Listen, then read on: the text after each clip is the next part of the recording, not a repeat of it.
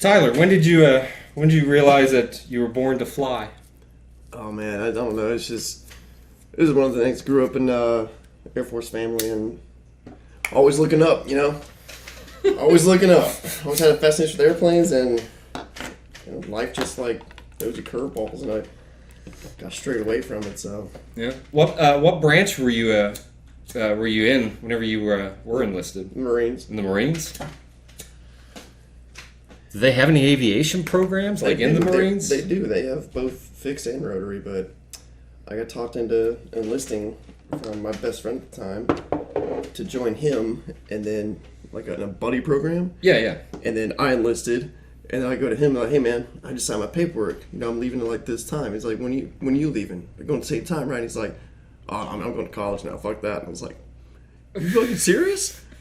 Like, bro, I'm shipping out. He's like, "Okay, have fun, man." It's like, what the fuck? it's all right. It was Ray. No shit. Good old Ray, yeah. Fucking lanky bastard. I think the dude was 6'12" by the time he was 13 or something. Then check this. Does a semester of college, then joins the Marines. Yeah. Shit. I ran into him a few years ago. He was in law enforcement. I don't know if he still is or not. Yeah, he's a federal now. Is he really? Mm-hmm. Holy shit. It's crazy to see. That's one thing I can't say about... I was thinking about this yesterday. The military, if you... depending on what your job is and I guess your mental stability... but you can truly use it as a launching pad for just about anything. Oh yeah, anything. Anybody sees military on their resume, they're almost an instant hire. Mm-hmm. It's because people see it as okay, this dude's gonna show up to work. He's not gonna bitch too much, and he's gonna do what I ask him to do. Yeah. I think my brother and I were on my dad's side. I think the only generation to not join up at all, and I don't think any of our cousins did either. Everybody else on my dad's side, it's been veterans and whatnot. It's been a family thing for me. I joined, and then my older brother joined after that, and then my little brother's talking about joining now too. My dad was in, grandfather was in. It was just one of those things. You should go ahead and offer up a deal to have X amount of your kids in, before they're born. You can get some really extra perks. You can have this son, but I'm keeping this one. Yeah. They go directly into officer school right after basic training or something. Well, I mean, Israel's got it right. They do mandatory service. Yeah, 2 years for every citizen. Yeah. So you got to think, if somebody invaded Israel, everybody's got the training. Yeah. So it's good luck. At the same time, though, in principle, pretty fascistic. Right? If you live in the country, you have to join the military for at least 2 years. Doesn't matter what you want to do. Right. They're basically saying, I'm taking 2 years of your life, whether you like it or not. Yeah. And you're right. That's maybe an overstep, but at the same time, that's a country looking out for itself. Because they are surrounded by enemies everywhere. So it's and they're always under threat, so they gotta be smart about it, Oh, no, as a chess move, it's fucking brilliant. No, exactly, yeah. I just know, I would not want to grow up anywhere around and even though that's more the Mediterranean side of it, but the Arabian Peninsula. Mm-hmm. But, I mean, fuck, man, if you are in that situation, where you've got a small populace, but, a lot of power and a lot of fucking money and a lot of military might, just train the entire population. And not only that, it's your biggest ally is the world superpower. Yeah. So it's oh yeah, fuck me. I got my big brother over here, see what happens. Have you seen, there was someone I follow in the conspiracy world. There's some really... Facebook does a pretty good job of censoring whatever content they don't want you to see and marketing to you what they think that you'll be interested in. Yeah. But Instagram, their algorithms, I guess maybe because there's so much text that's removed other than the hashtags. But as far as conspiracy pages and whatnot that are just folks that are taken documents that, like, say, like, for instance, the CDC puts out that mainstream news is not. They may it may be in the ticker at the bottom, so they reported on it, and sure, it's on their website, but they're not pushing it to being like these algorithms and whatnot. I was told at one time, and I still believe it to this day. Like, if you watch the news, the realest news you can find is that bottom black line that just scrolls. Yeah. Because it's all facts. There's no opinion, there's no conjecture, it's just all facts. It just keeps on going by. Yeah. And that's all it is. Like, one sentence, like, that's true, that's all facts. And then, next one. Yeah. It also allows them to be able, in case anybody says that they are not reporting the news accurately, they can be like, well, what are you talking about? See, right here. Look, watch. Just watch. Don't pay attention to Tucker Carlson talking. Just watch. See the words at the bottom? Give it 2 minutes, it'll come back. There it goes. And yeah, see, we're broadcasting it. Look, it's being broadcast every 10 minutes. They did that. It was like when the Pulse massacre happened, the WikiLeaks documents. Like to the one in Orlando? Yeah. Like 5 years ago. Like, that's like...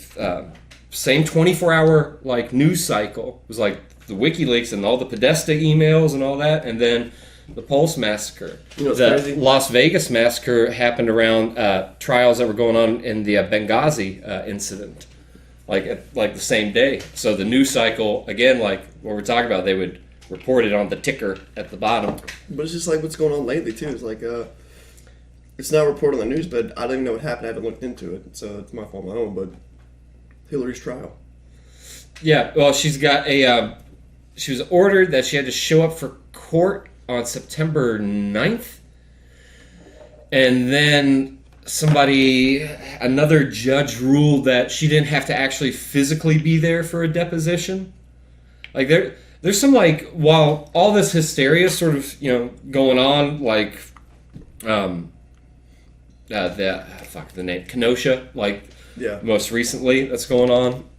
There's a topic right there. Oh yeah. Well, we could definitely unpack that. But but like this other stuff is going on. There is another thing. Hillary put out some video saying that if Joe Biden does not need to concede the election to Donald Trump under any circumstances, and what I find like she did. Yeah, what kind of frightens me about this is that if they try to call some stalemate that, like, oh, we haven't finished calculating the votes yet, and this is from either side, right? The Republicans or the Democrats. It's just the Democrats are the ones having me talking about it. Then it would put Pelosi in charge of the country come Inauguration Day if there's no decided victor. So they're trying to push to not know the results of Election Day on Election Day. Like, there's some preposterous stuff going on. And then again, like saying that like Biden shouldn't concede the results. Well, what's going to happen? It would put Pelosi, Speaker of the House, in charge of the country come Inauguration Day. See, I've never been like a big conspiracy theorist or anything like that. Like, I definitely feel like there's other stuff going on that the public doesn't know about. I actually know that for a fact because like the government's not going to tell you everything, right? Well, yeah, and they're going to have even like controlled opposition to make you think that like okay, talk about the government doing bad stuff to influence the people to think what's going on. It's a misdirection. It's a smoke show. Yeah, exactly. It's all magic. Mm-hmm.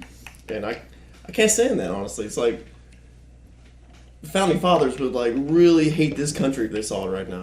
Like, for numerous reasons. This is not what this is not what I meant for this place to be, and they'd hate it.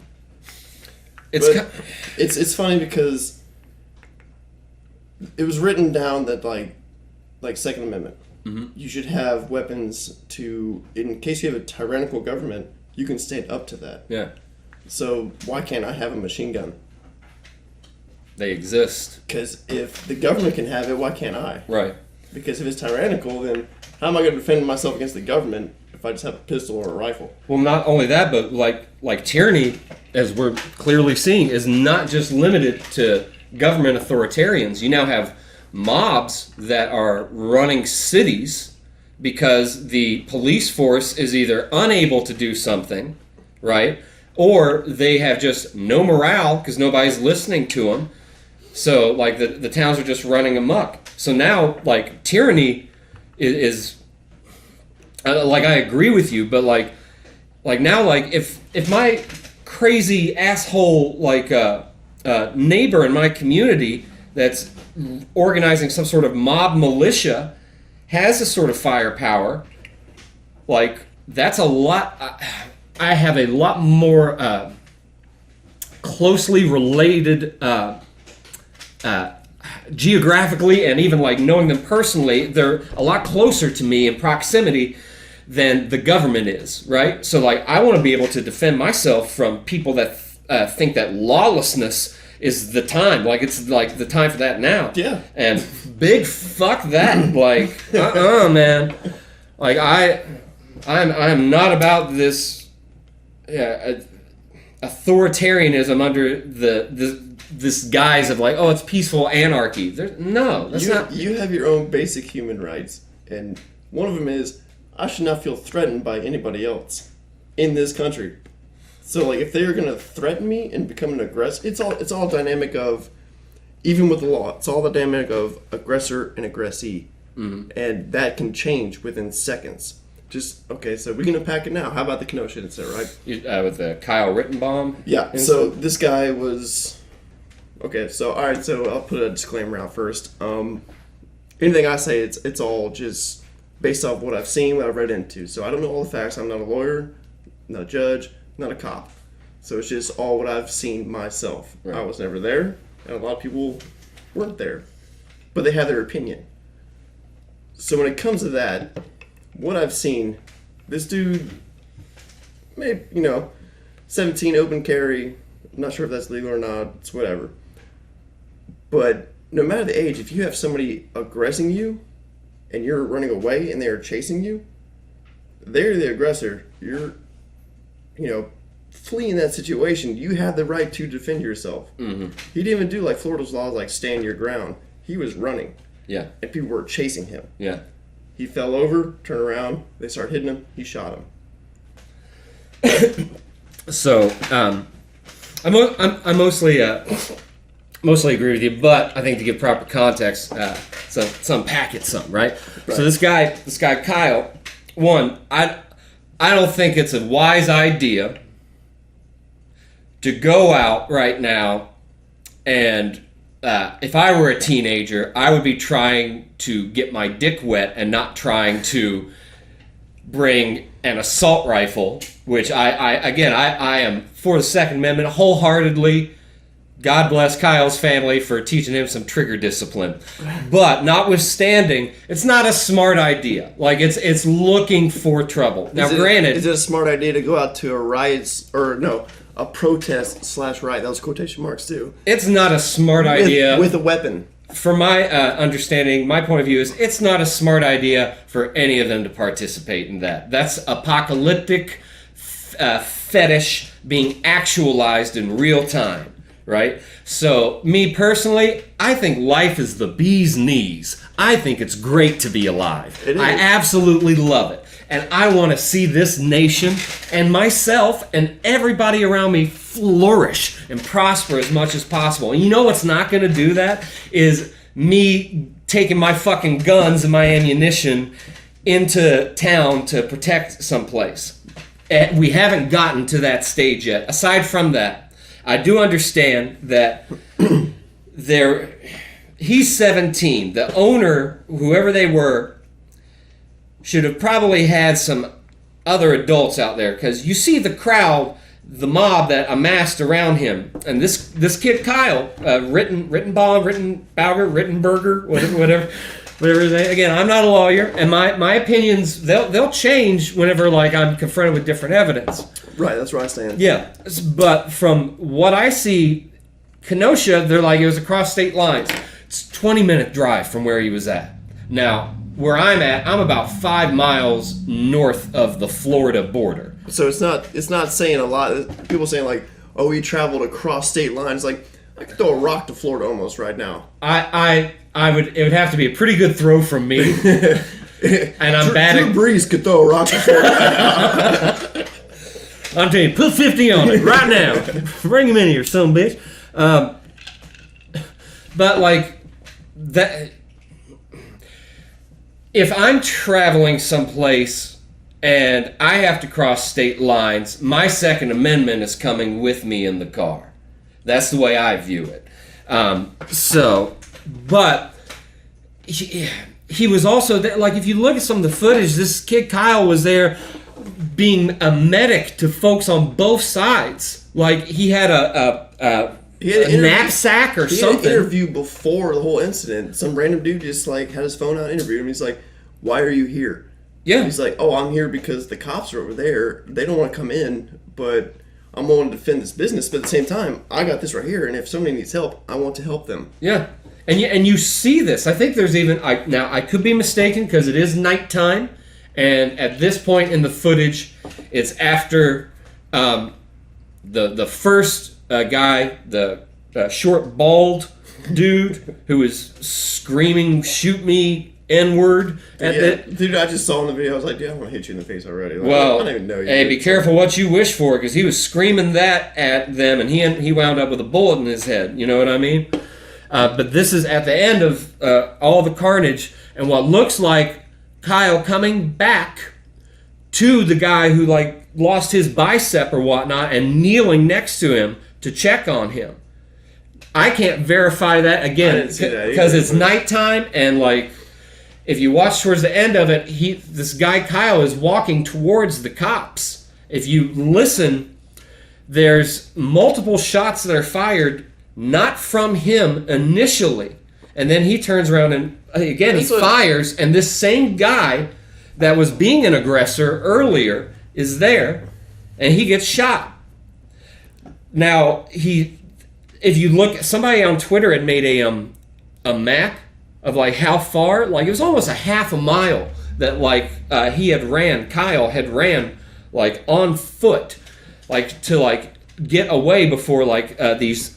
shots have been fired. See, the thing I don't know that I'm curious about is what started the running. Why did he start running? Yeah, it's kind of like we get 2/3 of these clips, yeah. right? And then maybe we get the missing third later on. I mean, I might be able to look it up and find something out, but it's like from what I've read and seen in the videos, there's nothing that states why he started running. It's all just been he started running, and he was being chased. Well, it's like, did he have words with somebody? Did he aggress somebody? It's like there's the missing information right there that I don't know, so I can't say what initially happened. But at the same time, what I was saying, dynamics change as soon as you start running, and you become not the aggressor anymore.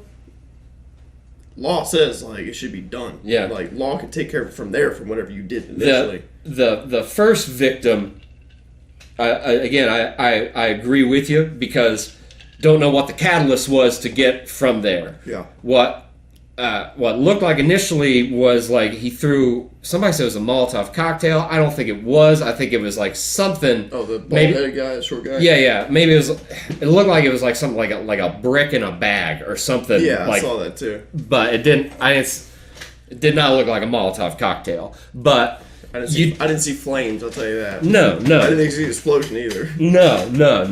Glass would break and it would, Yeah, you'd be able to see that. The Walmart bag is not that sturdy. Where it's going to contain, like... Sorry, Walmart. Had to expose them somehow. Oh, man. No. They're in the bag. Get ready for the hate mail. But the latter two victims, the one dude ran up and, like, I think tried to kick him initially, then missed, and then swung his skateboard and hit him in the head. Like...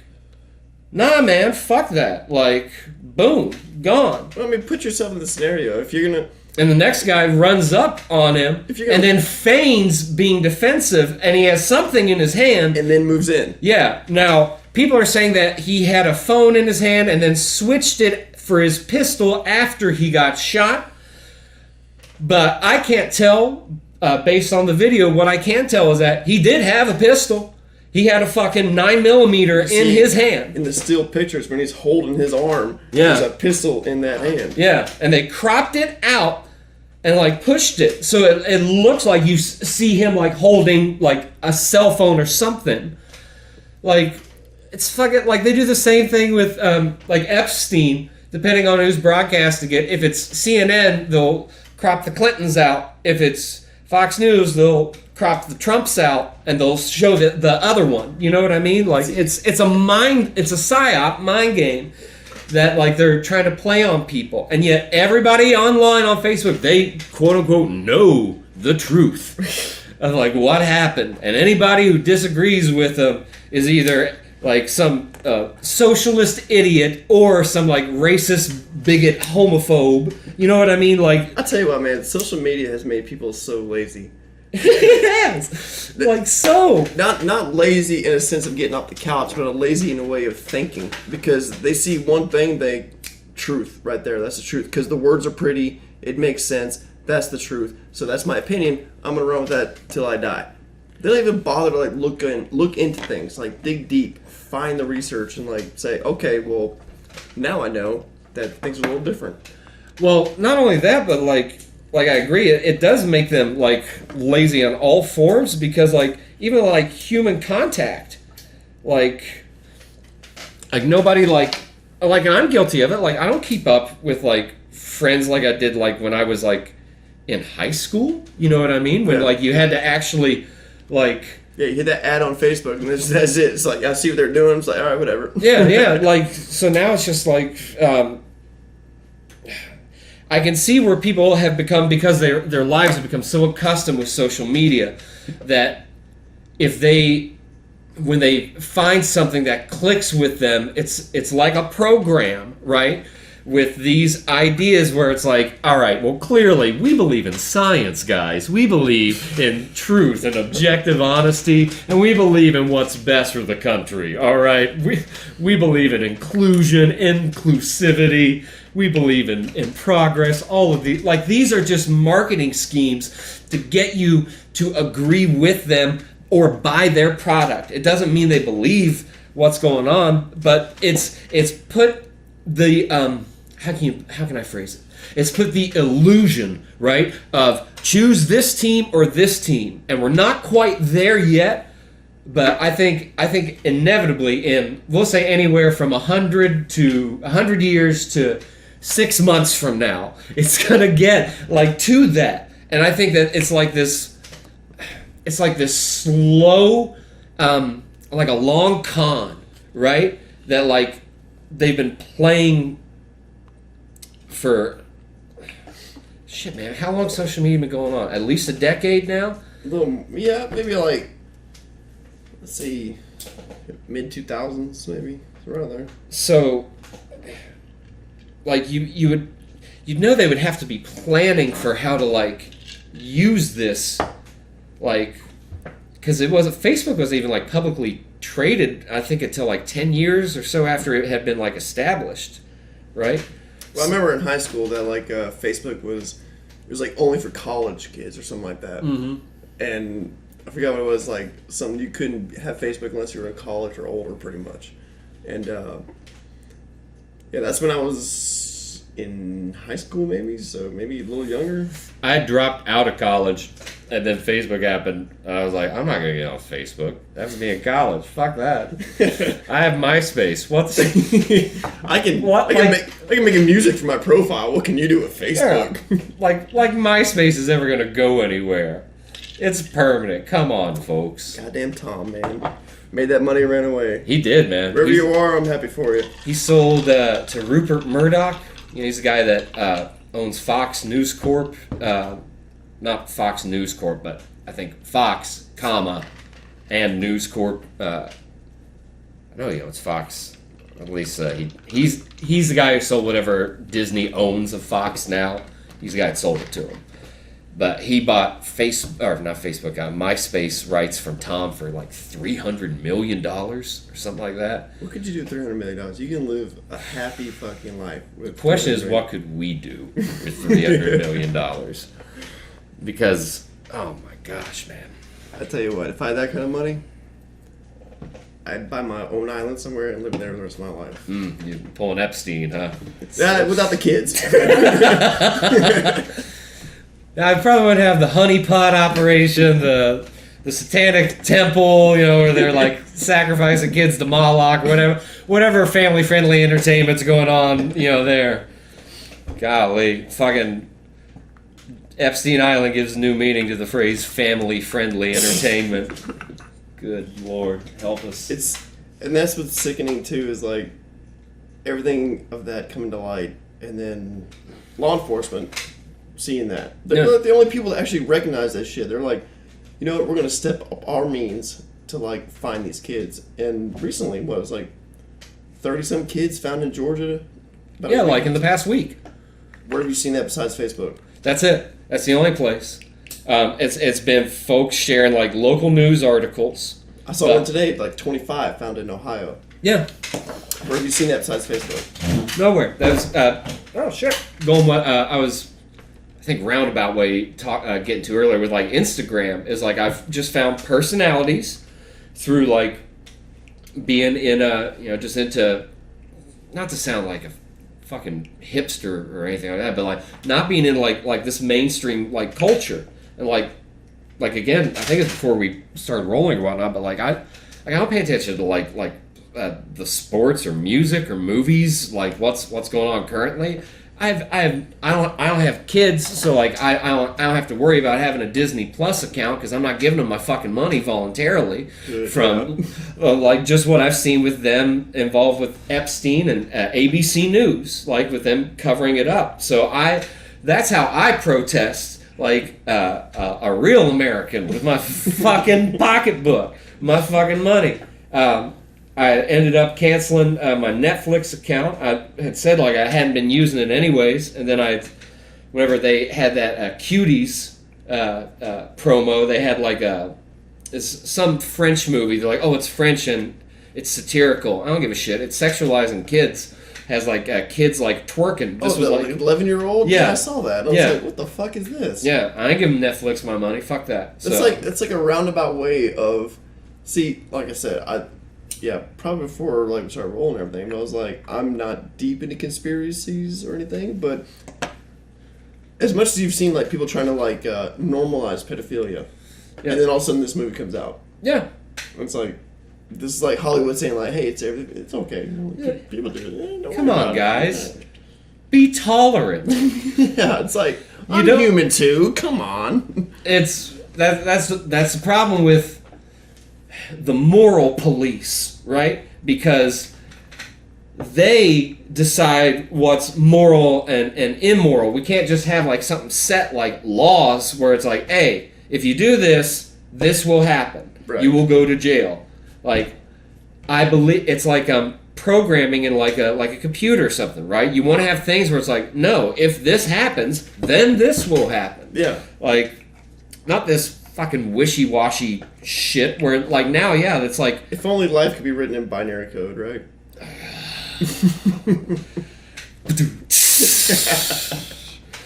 I had this joke I've been trying to. It's pretty offensive. It's not my most offensive one, but trying to find a way to, like, not unpack it, but sort of like, you know, refine it. But it involves a crime scene, right? There's a murder victim. Body's just like cut up into pieces, right? And forensic detective, he walks up and he's like, oh, Jesus Christ. Murph, get in here. Was it the 20s? What's going on, boss? Oh, fucking hell. Yeah. So, who's the victim? Don't know, the head's gone. Any idea who it is? Maybe we should start with the gender? What's the matter with you, Murph? They're dead. We can't ask them what gender they are. If only they were alive. Then we could ask them. Then we could start narrowing down. Which of the 56 they are. Oh, Christ almighty. Job never gets easier. I think there's a lot of potential there. There is. There is. Like, I mean, it only took me 20 episodes on the podcast to find a way to bring it in. Like it's a process. It really is. It really is. I've never done stand-up comedy. I don't think I would be that good at it because I'm so long-winded at times. I don't have the nerves to do it, honestly. Like, as far as, like, the stage fright aspect of it? More just like, I'm a very, I'd say, classic case introvert. I like to just hush and watch.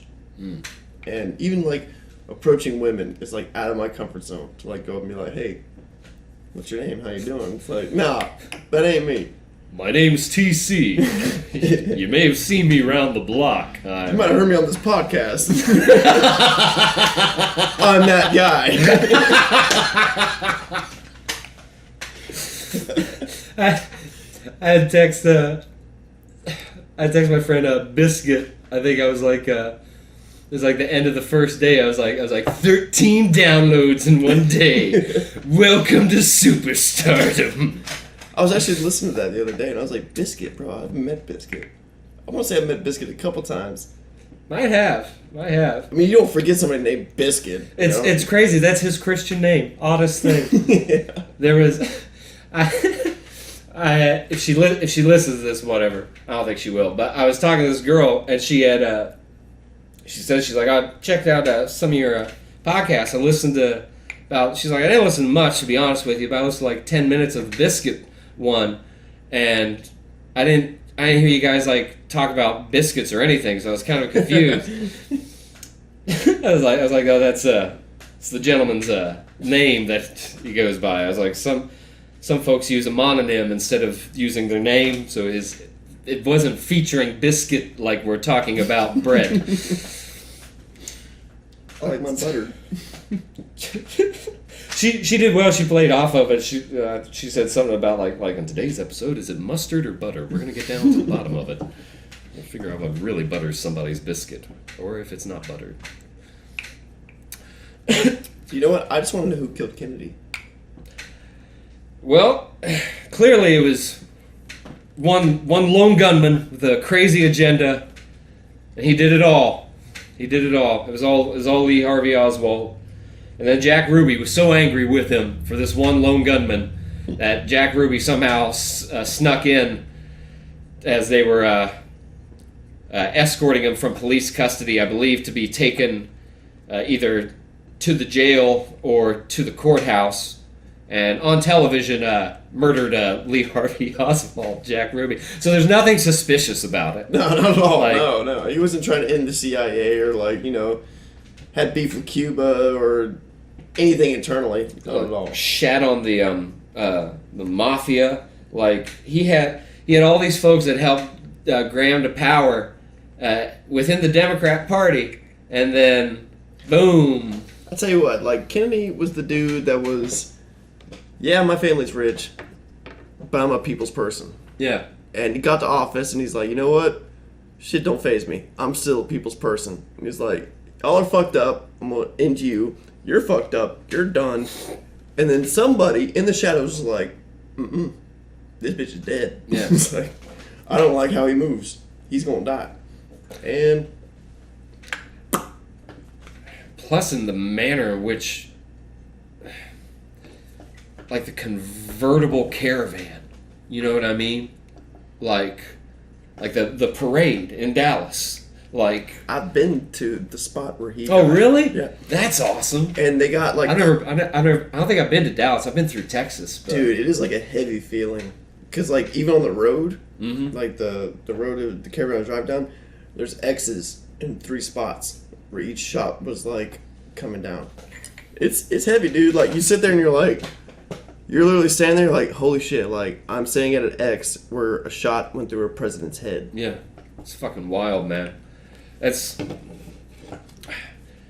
what's really I don't buy how people can look at of all conspiracies that are not, we'll say, otherworldly or ancient world. So take aliens, Bigfoot, and Aztecs, Mayans, Egyptians, yeah, off the table. Yeah, all that. If you're just talking about socio-political, even if you can't look at 9/11 and say there's some eyebrow raising stuff going on here, fellas. Building 11. Yeah, Tower 7. And, is that what it was? Yeah, the one that was a couple blocks away. It still fell. Yeah. And I think the BBC reported on it, and then they got I guess the order for someone like BBC is always the truest news. Like, that's the best news source. I think they were BBC or Al Jazeera, like, they honestly give the most factual information about America, yeah, because Yeah. they're not they don't have heavy American money. Right. If you hate somebody, you're gonna tell the truth, right? Yeah.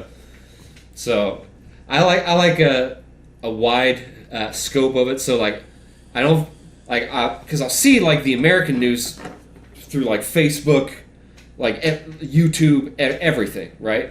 But I'll follow the Al Jazeera, you know. So it's bent is towards, you know, the Arabic Islamic world and their bias, and I'll watch RT, the Russian like news, because it's like, you know, Putin state controlled like. And you know what? Like, if there's any world leader that's just a pure badass, it's Putin. Putin is a bad motherfucker. He financed a documentary about himself named Power. I mean, who does that?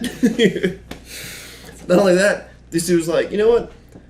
He was president. He's like, let's change the term limits. He's like, Yeah. let's do that. And everybody's like, okay. Well, he went after the Federal Reserve too. I think it didn't last long, obviously, but he made it to where our currency would not be, we wouldn't be buying it from the Federal Reserve. We were going to go back to what the original intention was with gold standard and precious metal standards. You could also turn land into currency, and also promissory notes into currency. That's just it too. The Federal Reserve, it's got that title, federal.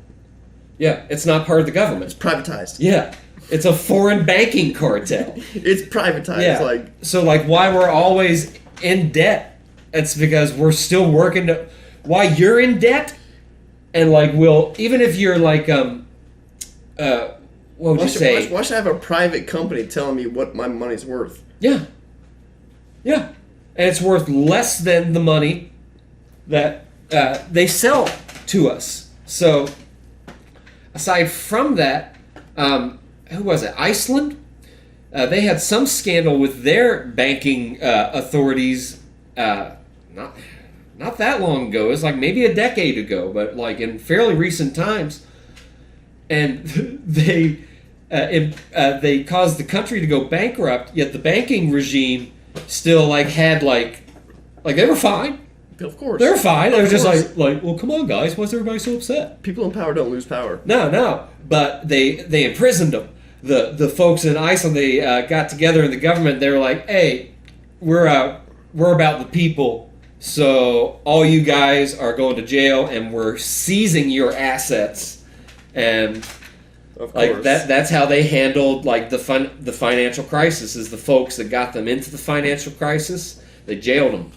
I think I don't know if they jailed them for treason, but like that was like, well, from lack of better term, that was like the logical argument that they made, was that their decisions was treasonous to the whole country, the whole island of Iceland, because it affected everybody, bankrupted the country except for them. So we don't. That's one of the things, though, is that like that's a small country. Like America is a big fucking country, and even like geographically, like we're a pretty large country on like the world scale. You can fit all of Eastern United States into Europe, Western Europe. It's mad. So I used to live over there, so it's like you take a couple hours drive, you're in another country. What the fuck? That's wild. Dude, just a couple hours. You could make a day trip to 3 countries if you wanted to. I've heard people say that like that's why they like the European Union, was because of that reason, the convenience of travel. And I've heard really only that reason for it, like the European Union, as far as like it affecting like people, like just the general people. It got even better when I lived over there too, when like they went to a common currency. What do they use? The euros. The euro? Because now you can go to like, hey, there's no Deutschmark, there's no francs, there's no, any individual currency. You can go, hey, I'm gonna travel over here to this next country and use the same currency. You can go to like a bank or anything like that. But, hey, I need this converted. But at the same time, you're in another culture, and I don't know. I loved it, but I hated it at the same time. It's a weird scenario. Yeah. Because you got to think like also because I lived in Western Germany, but there's still a heavy populace of Russians there. Because after World War II, after World War II, Russia just like fucking red wave just came in and took over. Yeah, everything that was practically the eastern half of Europe was just... If it wasn't nailed down, they took it. Yeah, where the idea was like, oh, thank God the Nazis are gone. Like, we won. And Yeah, it's like, all right, bring in the communists. Bring them in. It's like, thank God these guys are gone, but hey, I'll be your slave too. That's cool. Yeah. So we can move out? Sure. We're just going to put up this wall real quick. Right in the middle of this city. God, dynamics of history is just... It's interesting. Like, if I ever went to college, which I didn't, so... whatever. I don't need a piece of paper to tell me that I'm smart or anything. Dude, there's YouTube now. Like, if you want to learn something, YouTube University, man. Yeah, seriously. When people like shit on, like, oh, where'd you learn it? YouTube is like, well, I learned it, didn't I? Do you know it? I'm sorry. Maybe in my 20s I really liked dropping acid and reading Wikipedia to spend my time. I did it a lot. I didn't have a lot of friends in Jersey, so that's what I was doing. And if I didn't like something, I edited it to where I liked it. And Amelia Earhart also invented the airplane. Unlike those liars, Orville, Redenbacher, and Wilbur, or whatever. And she actually landed here, lived the rest of her life, and was happy. So she was never missing. She gave generously to the Communist Party of China. It's actually Hillary's great-grandmother. Oh, God. I saw this thing where it's like Barbara Bush is actually Aleister Crowley's like bastard love child or something. I know who Aleister Crowley is, so... He's a... Story time.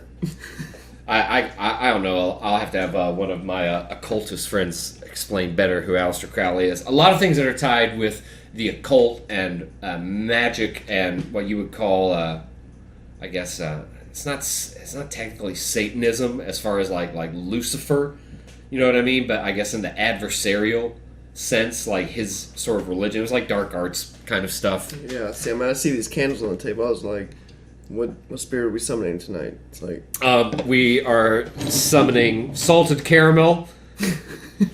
The goddess of true living and basic bitch, which both are in my bloodstream. I've heard of that one. It's a very nice demon. I come from a long line of Karens. Karens run deep with this one. I need to speak to your manager. Summon your manager to me. Tell him to bring a bucket of water. My men thirst. My meal shall be comped.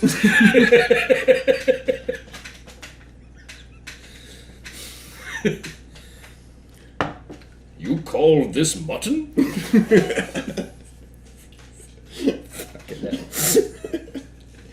I have seen better. Rhoda. Fuck, it's gone. Joke's dead. No need to be a dead horse. That's all good. Well, I mean, yeah, because I mean, like, if I lose train of thought, I'm so scatterbrained anyways, and like run off the rails. So like, if I lose the train of thought, for me to try to be like, all right, no, hang on, hey, guys, wait. That's even now. Like we had like gotta think about it. Hang on, we've had 20 topics and none of them are finished. We're jump to the next one. Yeah. Well, to circle back to what's going on with the Kenosha, the Kyle stuff. Remix! Sweet the remix god! Anywho. I was saying. Yes. Back about the Kenosha story. No, I think that he should...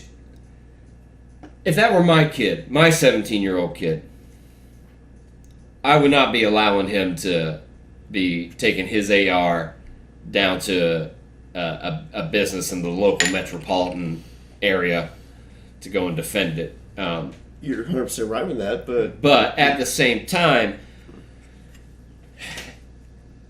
if he was out there given the medic supply as well, like just to be out there, if he were going out there, if I were going out in that sort of environment, I would have a fucking firearm on me. Your main point was if that was my kid. Yeah. At the same time, if when you were 17, you want to do something that was against your parents' wishes, did you tell them? No, but I also wouldn't have been able to sneak an AR-15 out of the house. Maybe it was his. I mean, maybe. I mean, I had a 2-story house, so the one time I did sneak out, I got caught because I came back in the first story. Oh, see, that's your problem, man. You didn't. I didn't have a way You to didn't get properly plan that. back. I did not. I really wanted to finger bang that girl though. So you gotta know the outcome, good and bad, and plan for both. it was worth it. I got grounded, but You know what? it was worth. I like this girl a lot, and she had said we lived in the same neighborhood, and she's like meet me by the lake, like, and it's like, it's like 11:30, so it's like, as long as the punishment is worth the pleasure, it's a good day. It was. I got the pleasure before I got the punishment, so I was like, this is the best idea ever. I feel like there's a saying for that I've completely. It's like right to my tongue, but I forgot. It's like. You should make sure the juice is Juice worth the squeeze. Yeah, that's what it is. Juice worth the squeeze. And if you learn you don't like the juice, don't squeeze again a second time. I'm not the biggest fan of grapefruit juice. It is quite tart. I shan't squeeze a grapefruit. If I know a situation is a grapefruit, I shan't squeeze it a second time. I really hate there's so many words in the dictionary that people just don't use. There's I'd say probably the dictionary there's roundabout, right? So I'm just going to give a generic number, right? So let's say there's at least 12. There's at least 12 words in the dictionary. I'm just going to say maybe 10,000. I know that's probably definitely more. Probably shortchanging it. I'd say 1 million or less. Okay. That would be a safe bet. But it's just the whole scenario. So let's say 10,000, and I think you're limiting yourself, sir. I think. Yeah, but people use 500, and they forget about the other 9,500 words out there that it's never used. Well, and you hear it, and you're just like, "God damn, I appreciate that word." Shan't or plethora. It's like, where are these words at these days? Like, who are these people that I can talk to that know these words? Well, with me, I know a couple of phrases in German only because I liked Rammstein a lot, and I know a couple of phrases in German too. And not enough. If somebody's like, "Oh, I speak German," no, absolutely not. I could say like the basics, like "Wie alt bist du?" which is "How old are you?" or I don't know what 36 is. I know 1 through 10. 1, 2, 3, 4, 5, 6, 7, 8, 9, 10. That's 1 through 10. Mm-hmm. I know. I speak very broken Spanish. I was a lot better when I lived in Jersey because a lot of the men I worked with, English was either their second or third language. That's crazy. Like, you're better in Spanish in Jersey than you are in South Georgia. Yeah. Well, just because the folks I learned in high school how a second language, or how you with, at least with Latin languages, conjugate verbs, arrange sentences, the idea of okay, the characters that are letters, right, they're going to be rearranged differently depending on the context, just like in English. So learning how to translate, I got that, but I never used it. I never used Spanish. I only had 1 year of it in high school, and I never used it. But when I was in Jersey, I knew enough to I would listen, and I could communicate on basic stuff, and then after because I worked with them for 3 years, these guys. So so you're a 4th generation Hispanic American, pretty much. Where I can understand Spanish, but I can't speak it. No, I can't argue in it or express ideas. Somebody asks me "Oh, how are you today, Colter?" I am sad. You know how many people I've met? How are you? You know, like, why would you want to talk to anybody that sounded like that? Like, hi, Tyler, how are you today? Happy! Yourself? You know? Like, nobody. And that's how I sound on when I speak Spanish, no. I will never make fun of somebody that speaks broken English. No. You know why? Because, like, they're doing way better than me. You know why? I know English. Yeah. I may understand some things, but I can't speak that shit in another language. Homies out here like, hey, how you doing? All right, thank you, sir. They may, like, say some words that are, like, a little off-putting, and I'm like, that's not how the sentence goes, but it's like, you know what? You got me, bro. I know the idea they're trying to express. Yeah. And that's what's important. Because then they get a phone call, they're like, blah, blah, blah, blah, blah, blah, like in another language, and I'm like, don't know a single fucking thing you said, but you spoke to me in a conversation point, so you know what? Good on you, bro. I was at a random gas station. Before I do that, point being with like all that is that, yeah, absolutely. Like if you speak broken English, like because it's like a different language, like bro, like I'm not going to judge you at all as far as like how my narcissistic ego is gonna like normally judge people, because where I judge people with like how they speak is when English is your only language that you speak and you can't speak even broken do it right. English. I got no fucking like no interest in sitting down with them because like I'm a fucking snob with it, dude. That's another thing with social media. It's like spell words correctly, use the Oxford comma, and fucking just make your sentence comprehensible. That's it. Like I don't understand whenever like I had English classes all through school. Like every year that I was in public and private school, I was taught like a language. It was called English. We all spoke it, you know? So again, if somebody speaks it and that's the only language you speak as an American and you can't speak it properly, bro, I'm maybe you're an awesome painter or something. I hope you have a set skill. I hope you can do something good, because speaking and writing is not it. I'm just saying you're not going to come on the podcast. Like, it's just... It's same way with, like, some friends of mine that are like... Now I feel special. I'm like, okay, I can speak in a sentence, so... No, well, I mean, it's all about expressing ideas, right? So, like, again, like, if you're... back to people that are multilingual or even bilingual, right? If you're expressing ideas and you're getting the point across to me, I'm not going to judge you, like, in like, my snobby, like, mindset.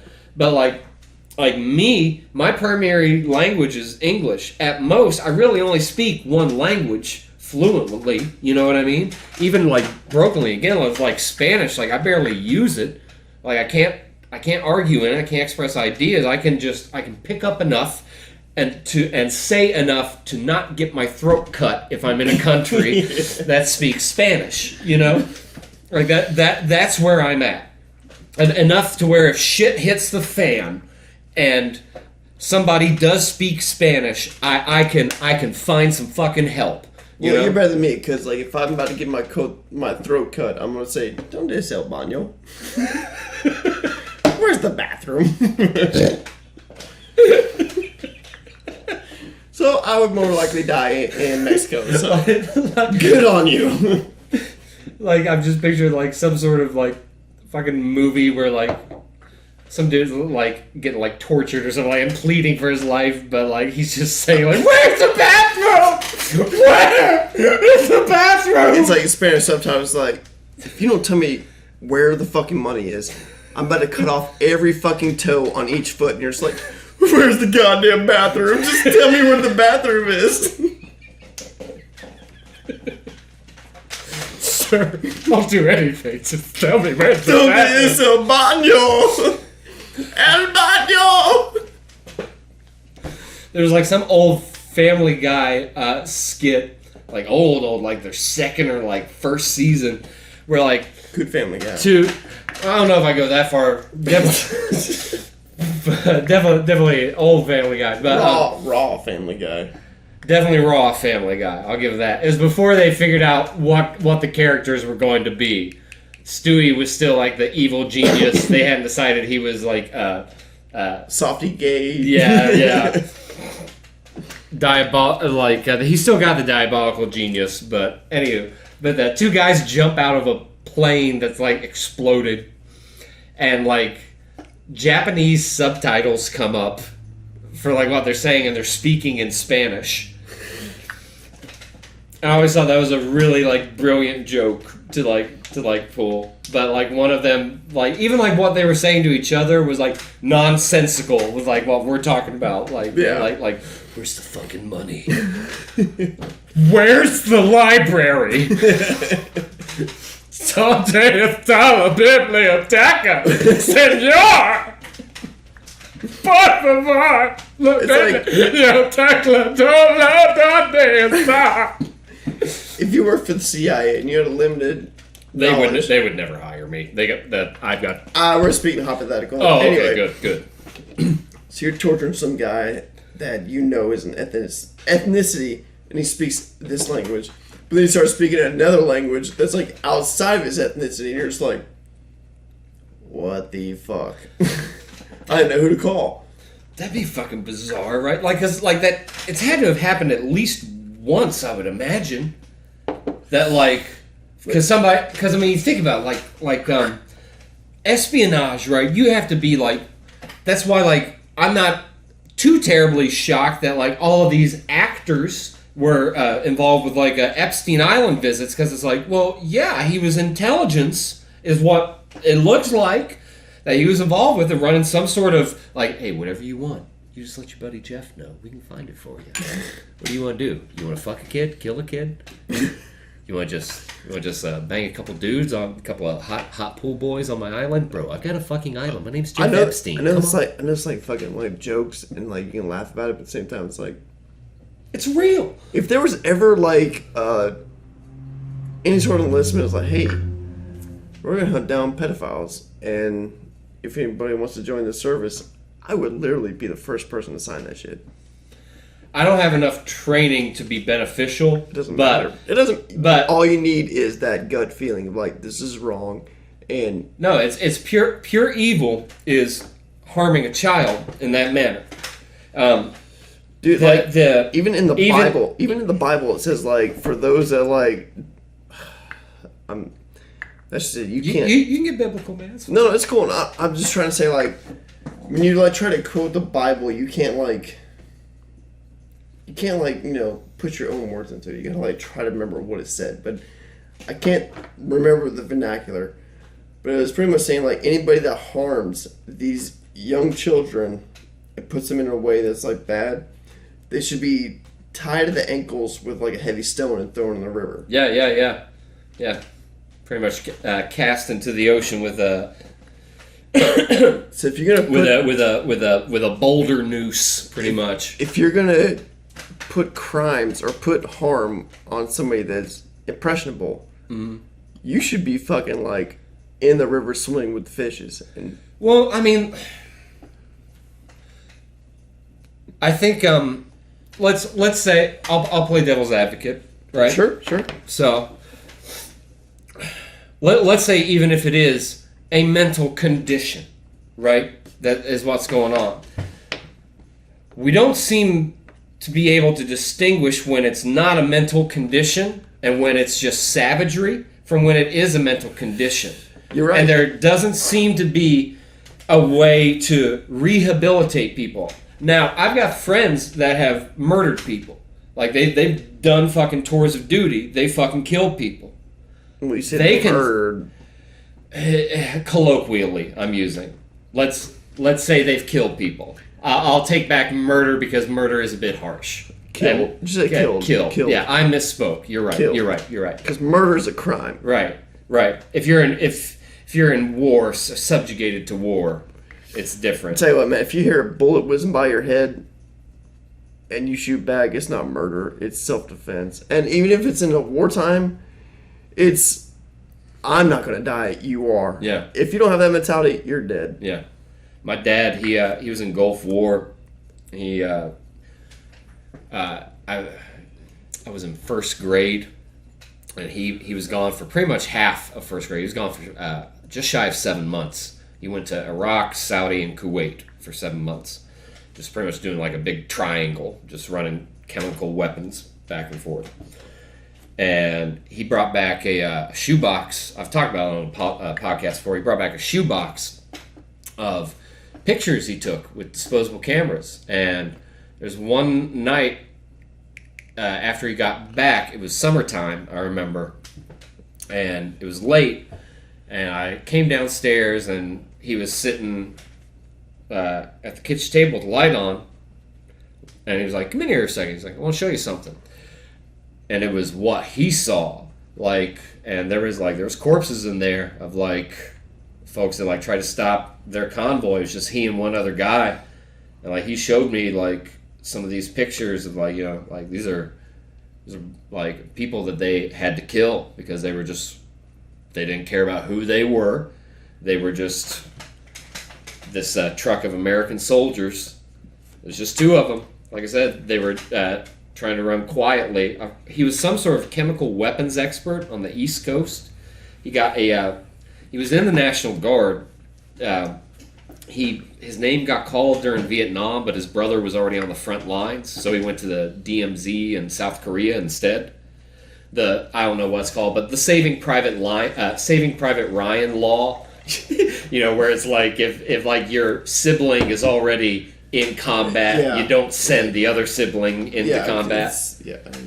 So he, at 40 years old, Gulf War 1.0 broke out, right? 1.0 broke out.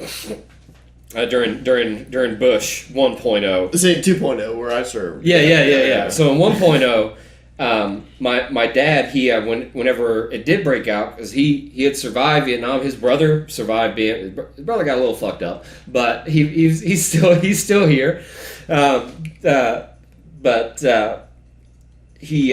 He resigned from the National Guard whenever war broke out because he's like fuck man. He's like, I'm 40 years old. He's like, I've got 2 kids like at home. He's like, war is a young man's game. Yeah.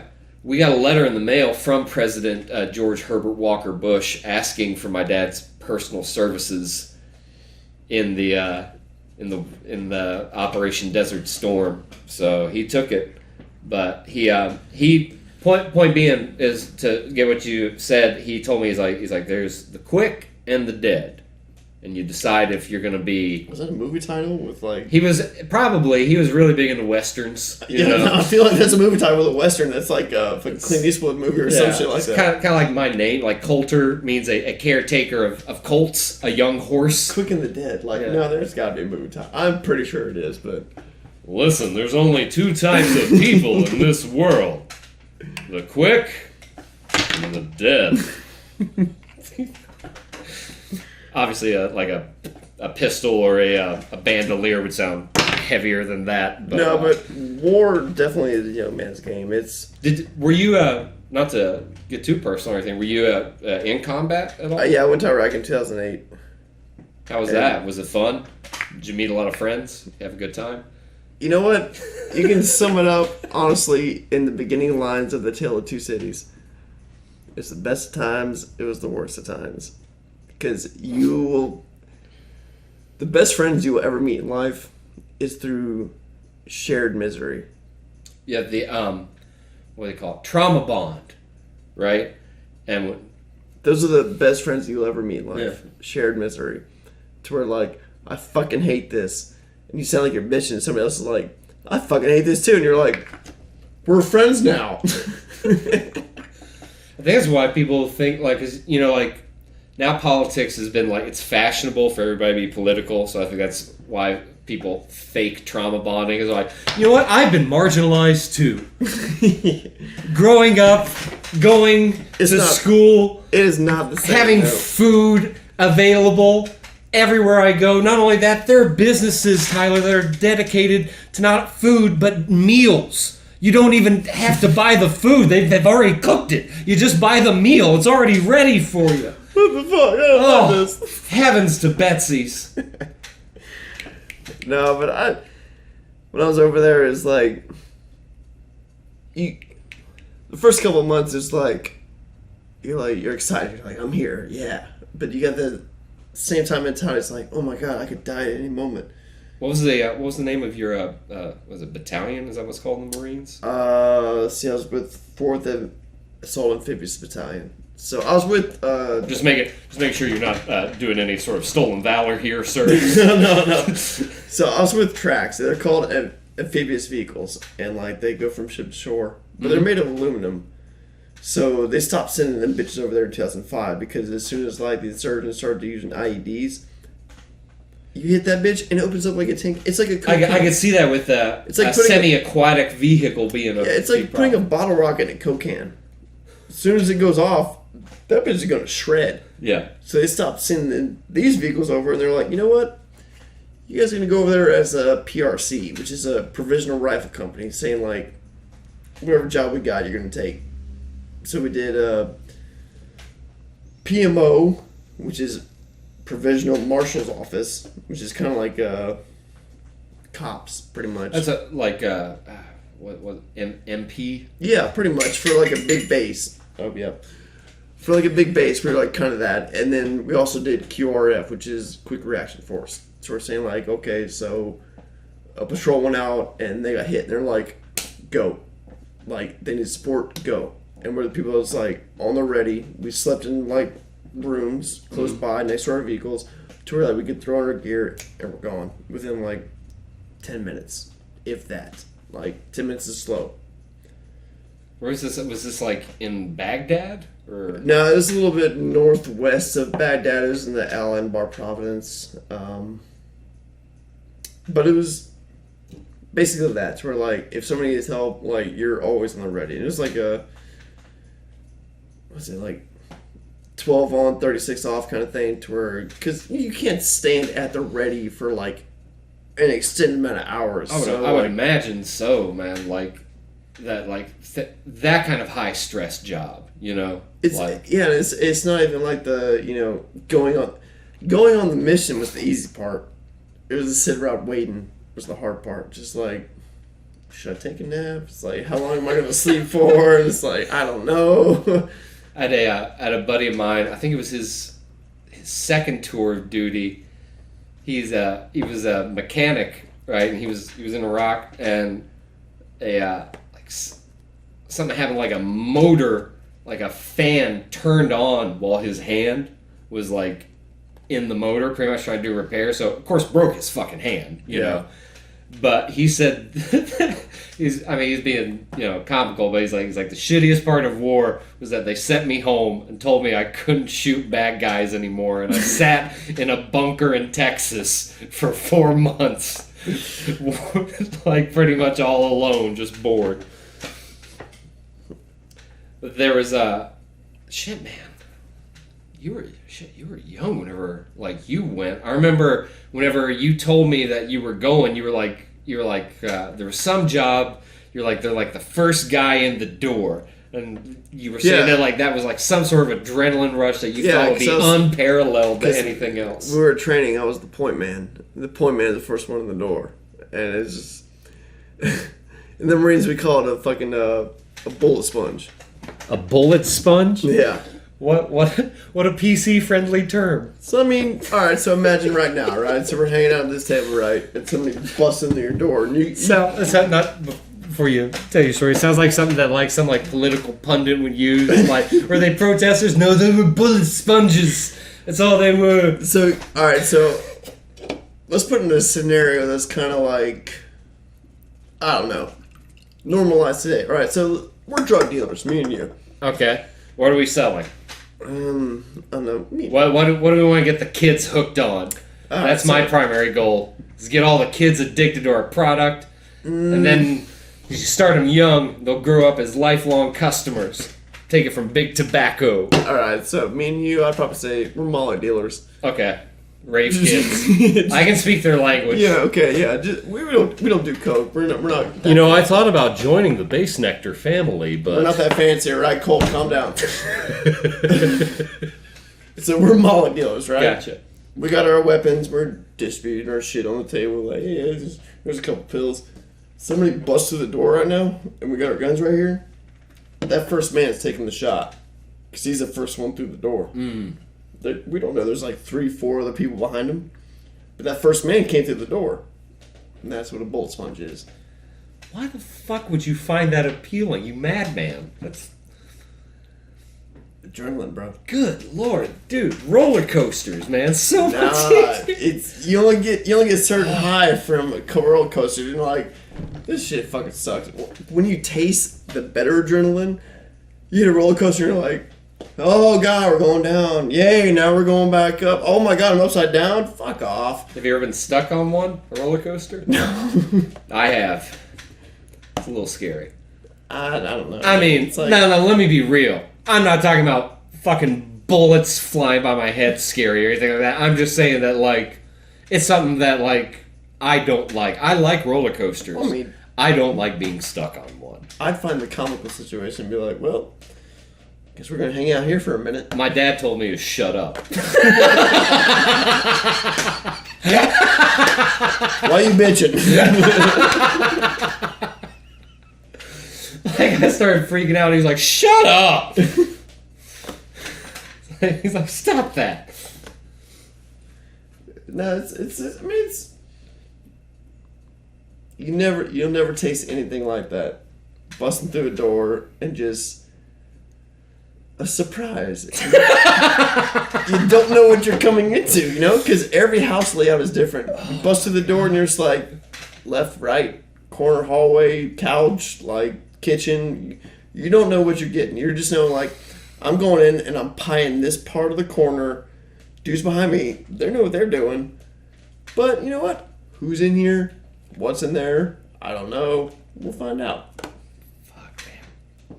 I can't even imagine that kind of, like, terror, though. But I imagine, like, after the first one, it gets easier. Because you get, like, sort of conditioned to it. Yeah.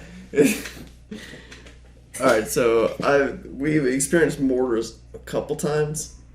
But this is the funniest thing, too. Because, like, you even see, like, the memes on pages, like, in the military side is, like, mortars on your first day. You're like, oh my god, you're running around, hands in the air, like, oh, where's the shelter?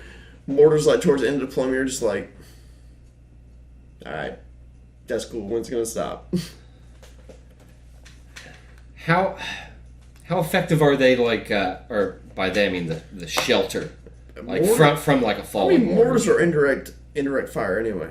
You got direct fire, indirect fire. Direct fire is more like, like a Scud missile, or no, Scud's indirect too. It direct is something precision.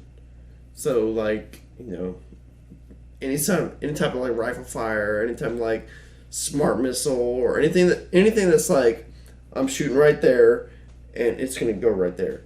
So indirect is like, well, I mean, ICBMs are more direct now just because of the technology. Right. But back in the day, it's like World War II V2 rockets. It's like indirect because they fire it. They don't know where it's going to land. They have an idea.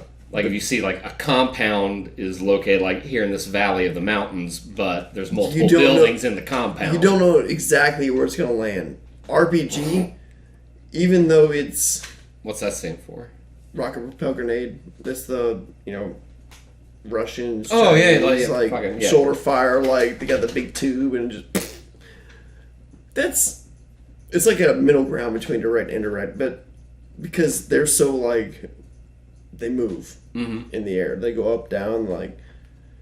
It's like a middle ground, indirect. But mortars, at least with them, like the opposition, right? Like we got that situ of science, but like with them, they're like, let's see where it goes. Let's see where it goes.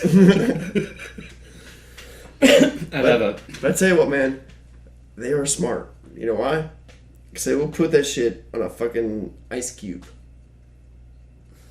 Have the mortar sit out, put it on ice, to where, like, they will just set it, and they can leave. Ice melts, mortar fires. We track that mortar, go back to it, all we find is the tube. They're gone. That's the one advantage that guerrilla-style warfare will always have over like a national warfare. Dude, national warfare. I mean, granted, there's still like you have special forces. Guerrilla warfare is the way to go. Because like nobody wears uniforms. That's like you think about like colonial warfare. Revolutionary War. I was just thinking that Revolutionary War. How fucking stupid! Like if it was won by militia, guerrilla warfare, and maybe a little bit of Continental Congress, or a Continental Army. That's it. The whole notion of like, all right, now you guys fire, and we'll stand here. Fuck that. And then we're gonna fire. And you guys stand there. Hang on, I'm going to reload, and then we're going to shoot back at you. Just give me a minute. Yeah. Absolutely ludicrous. Fuck. That's like... I was talking with somebody about like getting in like a fight or something, and like I'm a pretty much a pacifist, but like I've assaulted people before to quell them from escalating a situation, right? Because I didn't want to fight them. So I just like either slapped them or like threw them down, but like, stop that. Like, we're not going to do this. I don't want to do this. But somebody was talking about actually getting in a fight with somebody. They're they said that somebody they started using their knees, and they're like I was like, yo man, you're a pussy. I'm like, yo, fuck that. It's like, if I'm fighting somebody and the idea is to hurt them, my legs are almost 4 fucking feet long. I'm not going to ignore them. Bro, if you're talking about like a street fight or something like a bar fight, I'm on the UFC. Yeah. This isn't boxing. There's no like ref here. Like I'm running on adrenaline and fight or flight. Like I am not John Wick. I am not a trained professional here. I'm gonna fight to where you can't fight no more. I'm not gonna fight to where like, oh, I can't do that. Sorry, bro. Yeah. Like, I hit your balls. I'm sorry. No, I'm gonna fight until you're incapacitated. Well, or the notion of like we could take this outside. It's like, well, bro, I'm standing right here. If you want to fight, then fucking go at me right here. That's just it too. It's like when it comes to fights, like I hate, man, like so much. People get offended so much by words. Yeah. I will never fight anybody by words. Ever in my life. Not to that. You can call me like a bitch ass cracker. You can call me like, oh, you pussy ass white boy. Anything you want to, and I'll be like, it's cool, bro. But as soon as you lay your hands on me, yeah, different story. If you touch me or you touch a loved one, diplomacy's out the window. I'll tell you, most of the fights that I almost got in was in defense of others. Yeah. Well, to that point, it's all about like I've had quote unquote friends before to where like I've seen them like take an ass whooping because they deserved that ass whooping for what they did, and they're like, yo man, why don't you step in? It's like, bro, you grabbed his girl's butt and then called him a bitch. You learned a lesson. Yeah, I'm not defending you for that. I saw you do it. Like if I hadn't have seen the context and I just saw some dude like whooping your ass, then I would obviously be like, hey man, what the fuck? No. I would have stepped in. Yeah. But you decide instead that you I know the details, and it's like, no, you own this. Own your actions. Yeah. It's like the Kyle Rittenberger. I got a tattoo on my back. Of Kyle already? That's awesome. Yeah, that's quite a commitment. I love what I see. But anyway. No. It's in Gaelic, and it says, lessons not learned in blood are soon forgotten. I like that. I was thinking about, that's weird, I was thinking about Gaelic language earlier today. There was something I was reading or watching on YouTube, I can't remember.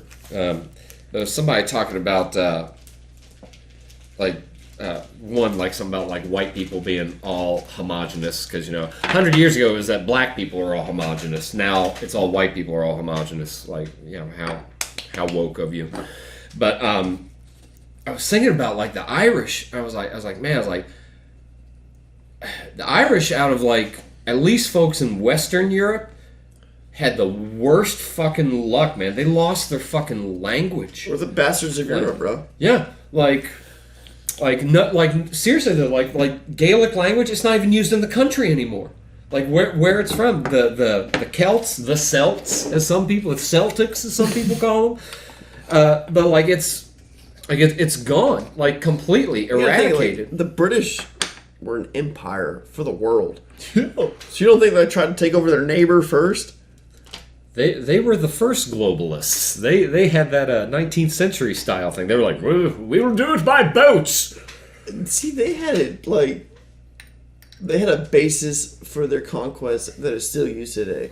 Yeah, it's wild to think about, It's right? they come into a zone. And they're like, oh, so who y'all for? And they're like, oh, we like these people. And it's like, okay, well, he said this about you. And they're like, oh, what? So they fight. They're like, yeah, fuck you. And they're like, oh, okay, so who won? You guys? Hey, well, you know what? We like you guys, but you know what? Here's a better way. Yeah. And they're like, okay, so you're in charge now. I like that.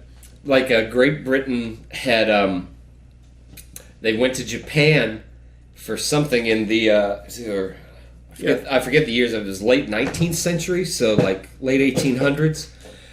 And they convinced Japan that they're like, you're the Pacific Island Empire. We're the Atlantic Island Empire. Why don't you guys have an empire? Russia's right there. That should be your guys' land. See ya. And they convinced the Russo-Japanese War to unfurl. This is at the same time that notions of a global railroad they were starting in America. Yeah. Like Lincoln was like all about like 1860s. Mm-hmm. All about pushing the railroad.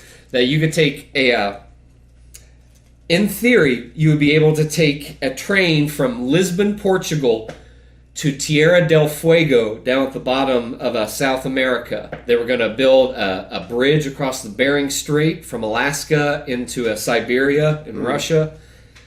And World War I. If you notice, they had trench warfare in World War I. That was the launch of America's from isolationism to world. Well, it wasn't the launch, but it was the first stepping stone to world power. It kind of was. If you look at other things like Teddy Roosevelt, Teddy Roosevelt had the imperialistic notion. Now, there's some things that Teddy Roosevelt did that I like national parks. Yeah, like, I'm so for that. Like, I'm a big fan. Homie got that right. Yes. He deserves to have his face on a mountain for having that. But at the same time, some of the reasons as far as why he did it was not about my pleasure. It was to stop the railroad from taking certain lands. Like, you're not going here, go around there. Oh, no, you can't take here either. Go around there. You tell you what, you can build your railroad right through the Tehachapi Mountains. Just build right through those mountains. We'll have to start a track 1,000 miles back. Yeah, that's a big bummer. Tell you what, this is actually a national park, though. So it's like, not my problem, bro. Yeah. What's fucked up, though, is that, during the Bush years, is that some of the fracking companies found loopholes in the legalese of the national parks to where, because it's public land, right, that they're part of the public, so they could go into some of these places and start fracking these ponds because they're a publicly traded company. And then Dick Cheney had signed something to exempt them from EPA scrutiny because of it. Goddamn politics, man. Always working in the back shadows where people have a voice. And they're just like, I'm going to decide this for you. I think it's so fascinating, dude. I think that's another reason why I strongly dislike the whole ideologue notion where it's well, I believe in this, and the people I hang out with, we all believe in this, and I'm only going to associate with people that That's what I don't think get. like this. The people that are just hard left or right. How can you be hard left or right? You got to have some values that intermingle. Yeah, seriously. What seems to divide a lot of people on it is, before Trump came along. And now that's like a curse word for so many people where they're like, I just can't. I just can't. It's like, well, Alice Walker's out of prison now. There's some prison justice reform going on. These are good ideas, right? Well, yeah, but he's a piece of shit. So I don't even want to listen to that woman tell me that he saved her life or whatnot. I'll tell you this, man. I've never voted in my life. I'll be 32 this year. Never voted. Ever. Are you going to vote this time around? I think I am. Yeah. For Jesse the Body Ventura? That's who I'm waiting on. I'm waiting on Jesse the Body Ventura to step in and be like, he's making a comeback. dude, if he did step in the last minute. But at the same time, I've always had that value of like, my vote doesn't matter. It doesn't matter until it does, right? So there's this notion that I think has been pushed to us, and us, I mean all of the peons, the underlings, of the American class. I'll break it down real quick. What does it take to be elected in office as a president? You have to be wealthy. No. 278 electoral college votes. Oh, you mean literally? I thought you meant literally. It's like if you're wealthy, then you can start to make decisions to affect the world. If my number's off a little bit, but I'm pretty sure it's 278 electoral college votes. I think it's 278. We can. But all right, so let me ask you this: Okay. Do you have an electoral college vote? No, I don't. I have a good rebuttal for the electoral college because I used to be against it. I used to be against the electoral college. So you're for it now. I'm for something that works like the electoral college. I'm for something that can replace it. I'll agree with that word usage. Because hear me out on this. All right. So what we don't want is to abolish the electoral college. That's fucking stupid. Here's why it's fucking population stupid. Distribution. Precisely. You want to look at geography, and you want to look at the population distribution. If we look at population, you're looking at dense cities that are very democratic.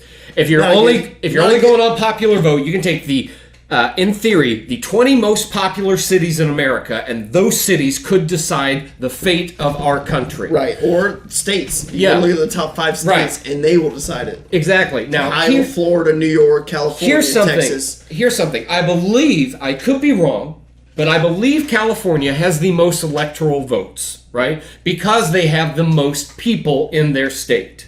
It's close. I believe it's either New York, Right. Texas, or California are the top dog. I think California is 55. I may be wrong. I think they have 60. Really? I could also be wrong, but I believe they're top dog. Point being, that state is so poorly mismanaged that if you think for a second that Gavin Newsom and his crony of bootlicker Democrats have a fucking inkling as far as how to run the country, suck my fucking dick. It's not gonna fucking happen. It can't work like that. The state is bankrupt. It's fucking broke. If you look what else, they have started selling land to foreign countries in hopes of bankrolling more money. You have big names that, while you may not like them, they've got empires, i.e., Elon Musk and Joe Rogan are leaving that fucking state because of everything they're doing. Here's 2 other things California is doing. 1, they are talking, shit you not, about repealing civil rights laws in the state. Why? Because then they can discriminate for state-run and city-run jobs based on whatever they want, i.e. your race, your gender, your sexual orientation. They can discriminate against it. They want to repeal it. Secondly... Alright, so I've never seen Colt this riled up, but I love it. Dude. Keep going, bro. Keep going. Secondly, Gavin Newsom is a cunt. He is the governor of California. Whenever the lockdowns were happening and he was shutting down restaurants, restaurant industries, my friends that are in the restaurant industry have been so fucking hurt from 2020. Some of them are fucking destitute. Dude, the service industry took the biggest hit from this The biggest hit. Gavin Newsom kept his winery open.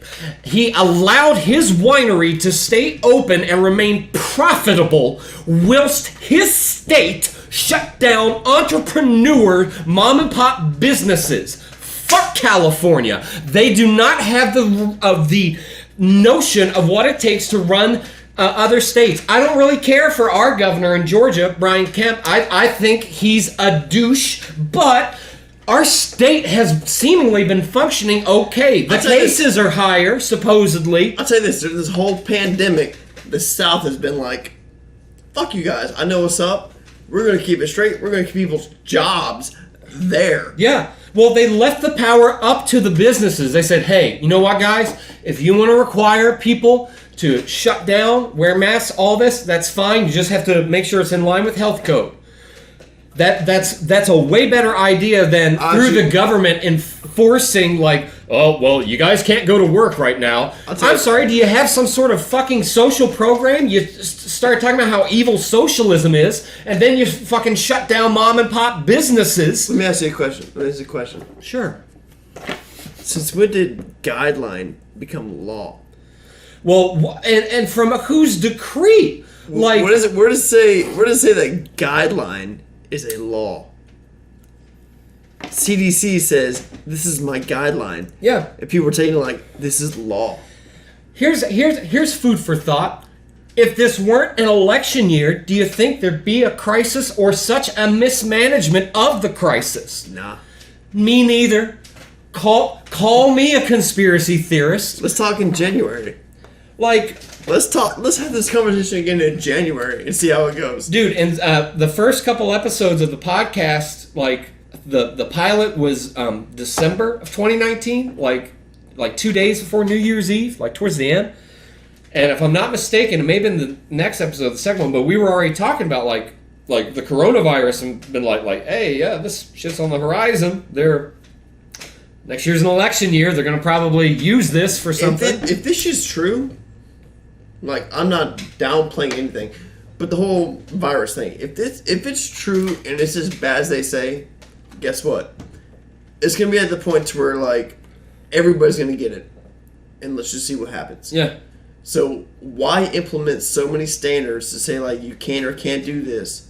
Because if it's gonna be so fast spreading as they say, it's got to be a herd mentality. The herd immunity, is that what it was? Yeah, herd immunity. Herd mentality is going on as well, but we don't both, have that. Both is going on. But yeah, it's got to be herd immunity to where like the weak will die off, and you know what? It fucking sucks because that's family members. Yeah, but guess what? We're all gonna die. My grandma died this year. But mine did too. We have been watching my grandma die for 10 years. My last grandparent died this year. Yeah, same. So yeah, January 31st. Mm. So shit happens. Same day George Floyd died. My grandma died. Oh shit! Yeah. So I mean, you know what? Shit happens. People die. They do. And you know what? You mourn. It fucking sucks. Yeah, but I'm still here, and I'm not going to live my life in mourning. I'm not going to live my life in fear. I'm not going to live it trusting the fucking government. I'm not going to live my life under arrest either. No. I'm going to live my life the way I should as a free person in the United States of America. People come to this country for a reason. You know why? To be free. So if I can't have that freedom, and the government wants to restrain me, then what the fuck am I here? I think that's one thing that sort of worries me about what I'm seeing, like, on the West Coast, on some of these places, and the thread seems to be the same because it's all these giant metropolitan kingdoms, right, that seem to be run by, again, like DNC bootlickers. Yeah, dude. Where every time you get like a and like I'm not a Republican, I'm like a registered Democrat to this point. Tell you right now, fuck the DNC. I ain't voting for a fucking Democrat for a multitude of reasons. I'm a registered Republican. My best way to sum up my political beliefs are what you call a South Park Republican. That's one reason why I've got South Park tattoos all over me. See, best way to sum up my political beliefs is like I will protect myself and my country against any fucking enemies, foreign and domestic. Yeah. And people want to think that, like, well, domestic tyranny, that's the cops. It's like, dude, if you think life is not so multifaceted that there's more than one potential tyrannical group, then you're fucking kidding yourself. See, I've got a lot of friends that are cops. I know a lot of people that are cops. And it's like, these motherfuckers just making a job, dude. They're doing a job, and they understand, like, hey... I'm not friends with any fucking pigs or shitty cops. Like, yeah, it's like, shit happens. They're fucking good people, you know?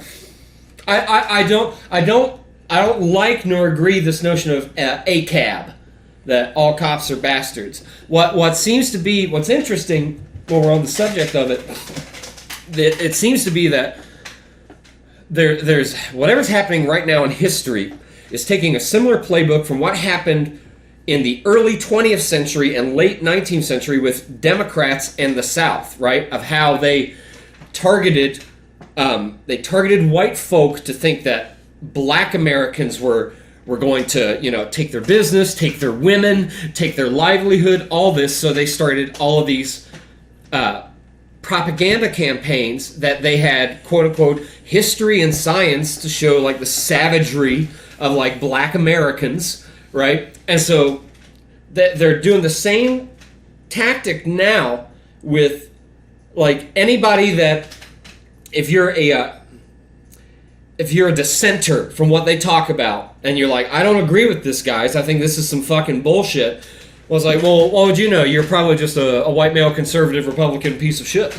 Like that's it's like you're practically on the alt right, just from what I see it from here. It's like, bro, like it's like go back to what I was saying. I'm not definitive on the left or right, like extreme. No, I don't pledge my allegiance to any fucking party. I pledge my allegiance to the fucking country, dude. I'm in the middle, but at the same time, a lot of my views go towards Republican. But I'm not like saying like, hey, I'm a diehard Republican, so like if he's run Republican, I don't give a shit what you say, I'm voting for you. Yeah. No, fuck that. Like if you got something to say and it's like legit, it's like, yeah, maybe I'll vote for you. Oh, yeah. I'm open for business with my vote. Right. This is America. Earn my fucking vote. Exactly. Talk to me. Yeah. Like, and but at the same time, that's why I hate fucking politicians. Because they say, like, I talk all this shit. Like, hey, I'm going to do this for you. And they get in the office, they're like, I got my shit, bro. Fuck you. Yeah. Start looking at how they vote or if they show up to the votes. There's a guy It's from... a bully mentality, because as soon as they get in office, I'm talking about like Congress and the House, as soon as they get in the office, people are like, hey, you gonna play ball or what?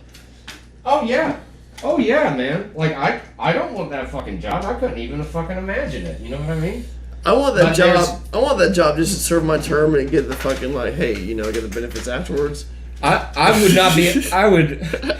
Just saying, you get money for life afterwards, but it's all good. But you know what? If I ever get there, honestly, I would be the hardest motherfucker. People wouldn't. I'm a likable person. You're all right. Not bad. Yeah. I mean, I'm not elevating myself. Okay. You know what? I have a few friends, but anyway. Lady at the gas station talks to me every day. Yeah, she said I was pretty. Anyway. But if I ever get to that office, I would literally not change.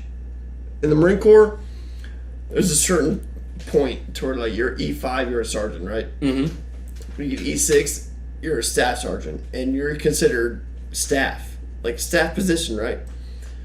We call it the staff infection, because as soon as you hit staff, other motherfuckers swarm on you and be like, hey, this is how we do shit, like join or fuck you. Right.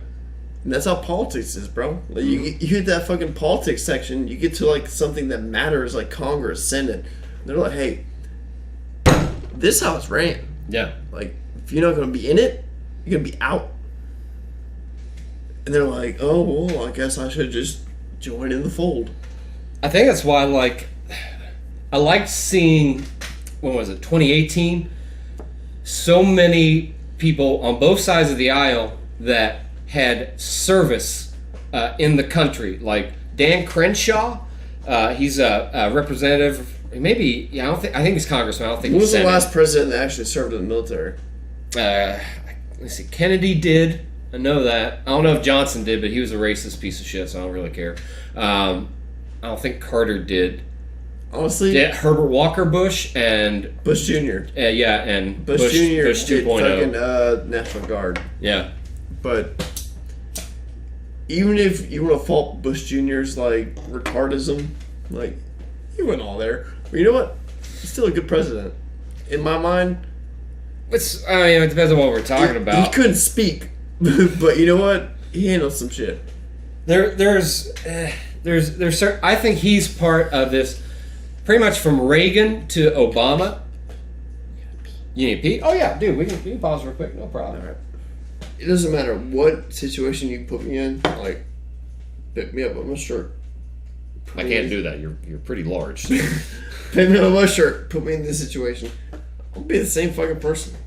And, like, if they don't like me, I can get, like, 80% people are like, oh, fuck this guy. I'll probably have a 20% that's like, I like you.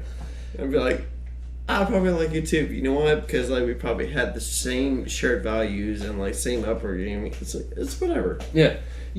I'm a pretty firm believer you can find common ground with most people. Now, what's ironic about that is that I'm also a rather polarizing individual. So me having these quote-unquote heretical viewpoints will also put me in a category where people are like, fuck this dude. Yeah. This guy talking into a microphone, thinking people want to hear what he has to say. What a fucking egotistical, maniacal, megalomaniacal fucking asshole. And they're not wrong. No. Like, they're not wrong, but at the same time, like, fuck, man. Like, I'm so much more.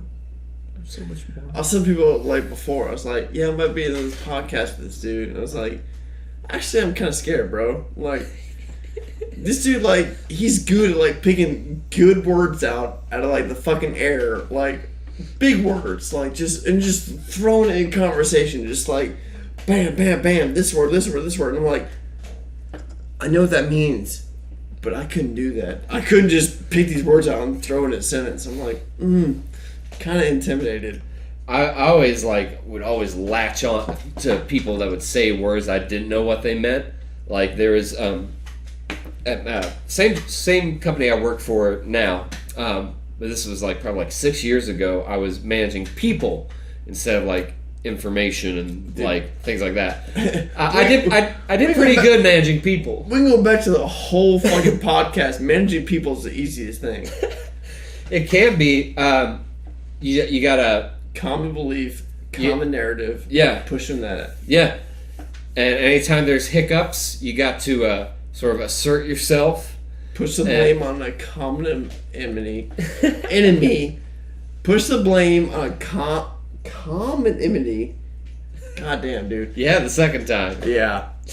But yeah, mix them up. But yeah, it's there's a psychology involved with it that you can use usually to diffuse scenarios, right? But I would have folks that were on my team that, like, this one day this dude dropped the word lexicon, and I was like, fuck, man. I was like, my dick kind of got hard from you just dropping that fucking word, dude. Like it like, you know, as far as like legit word. Say what? Like a legit word, lexicon. That sounds more like a company name. No, lexicon as far as like you're a vernacular vocabulary, like something to like pull from, like a reference of like words, right? Like almost like a Rolodex in your mind that you can pull for like words and whatnot. And like he dropped this, I was like, fuck, man. I was like, that's fucking good. Like, that's you're what I'm on my saying. team, you know what I mean? It's like you throw like a random word that's like big enough to like, I appreciate that shit. It's like, say more. Yeah, my friend V, she was on a podcast.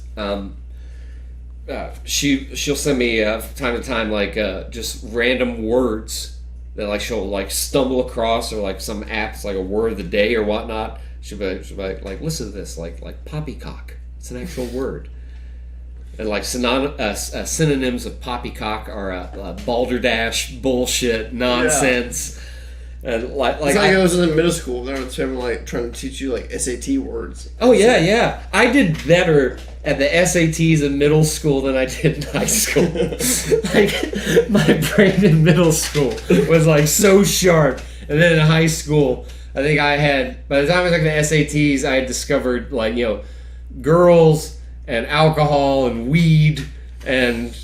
Like, what's a 17-year-old boy to focus on? It wasn't. I showed up late for the SATs. I burst into the school. I don't have my pants on because, like, I'm late, and they're handing out the test, and I burst in and I go, wait! Like, I'm here! And now the long circle entails with the 17-year-old in Kenosha. Back again. Ooh, that's a long fucking circle. We are way back. We're bringing this all the way back. Grand Slam. Oh my God, man. That's fucking... I am so glad not to live in a city right now, though, dude. Like... I couldn't. Because, like... I couldn't. It's like so many people are leaving big cities because it's showing people say like, I remember seeing on you like saying your Facebook Live and you're like Valdosta metropolitan, you like the whole quotations. And I was like, yeah, this ain't a fucking city, bro. This is like, if you were to take a list of, I think I may have said this before, if you take a list of all the metropolitan areas, by default, I think the area has to be 100,000 people or more. I think so, yeah. Which, so I think the Valdosta metropolitan area, I think it's like 2 or 3 counties or something, and they don't count the Floridian counties. But, yeah, it ain't a fucking city. Like, people have, like, driven through Valdosta, like, friends of mine that are, like, from, like New York and, like, other big cities are like, did I miss Valdosta? Nah, man, I was at 16 square blocks. That's the downtown. When I lived in Florida, I used to tell people, like, yeah, I'm from Valdosta. They're like, where's that? I was like, all right, so go 75, and it's the first town with a Walmart. Yeah. That's Valdosta. Yeah. It's also got a state university and a military base as well. Take them two out, this shit ain't nothing. No, but I mean, it's... I think I believe now that the safest cities are going to be the ones where there's a military base nearby. I don't think so. You don't think so? No. Well, maybe, but... As far as, like, what we're seeing with, like, unrest and whatnot? Like, I think there's something about, like, the culture of, like, when you have that many people that they're like, hey, America's good. We want America to prosper and improve. Anything that isn't working, we want to fix and keep moving forward. I think anytime they deploy something, it's going to deploy in a vacuum. So we're like, anything that's like nothing there, they will put the people there. So like people that are like, here, there's a military town. They're going to push their people somewhere where there's not military. So the military town. I see what you're saying. People are gone already, so now there's a vacuum. Yeah, I see that. Well, I mean, arguably the same thing happened with some of these depositions that happened under Bush and Obama, like in Libya. They got rid of Gaddafi, right? And while things weren't really that great under Gaddafi, at the same time, the barbarian horde wasn't in charge of Libya, and now they're in charge of Libya. So all the population in that country is like now suffering, and many are in slavery. In parts of Nigeria, they're having Christian genocide in parts of the country, where like if they don't kowtow to whatever the mob wants. So to me, it doesn't matter if the mob has a holy book behind them or they have the Communist Manifesto behind them, or they have Origin of the Species behind them. Like I don't care. I don't like the mob mentality. That what was the slip you had earlier? You're talking about herd immunity, herd mentality. Like that's a dangerous fucking thing, man. It's a funny saying too. Is like most anything like of war, invasion, always breaks it down to the basic aspect of religion. Yeah, what you believe. Yeah. Right? And I think a big problem I see from a lot of folks that I don't understand why they're still supporting the Democrats. They're leftists, and yet they're still like we need to get Biden in the office. I'm like, for what? For what? He's just a fucking puppet, man. He's a fucking puppet. But I don't understand why there's... He's how old? Yeah, old enough to have the onset dementia. 70s? Like 78, I think is how old he is. Do you ever like look at your grandpa and be like, he could be president? I would, but he died before he got to 78. Exactly. You know, even then, it's like, okay, my grandpa's in his 70s. Yeah. He could run this fucking free world. Trump is some sort of an anomaly because I think they probably cloned him, and like that's how he's able to be like in all these places and tweet at once. He's kind of like the Santa Claus at the mall. You know, it's the real Trump is at the North Pole. But you want to talk about this like woke mentality? Mm-hmm. People want to be like, "Oh, yeah, I'm woke." Yeah, with quotes. Yeah, it's thrown around. Like I know you can't see it right now, but it's like double-ended, fully. They're hard quotes, ladies Yeah, and gentlemen, and however you identify, they're hard. So if you want to like somebody that's woke, younger age, bro. Yeah. Put somebody that's woke at an age that they've seen some shit on one life and the next life. Like, they're completely in two different generations. That's where Kennedy was. Yeah, he was youngest president ever elected. Yeah, 42 or 43? 43. 43. Like, there's something to that, Like, to where he said, I've seen the bullshit, I don't like it, I'm about to change it. Yeah. You know what? You get a bullet in the head. That's why. Yeah.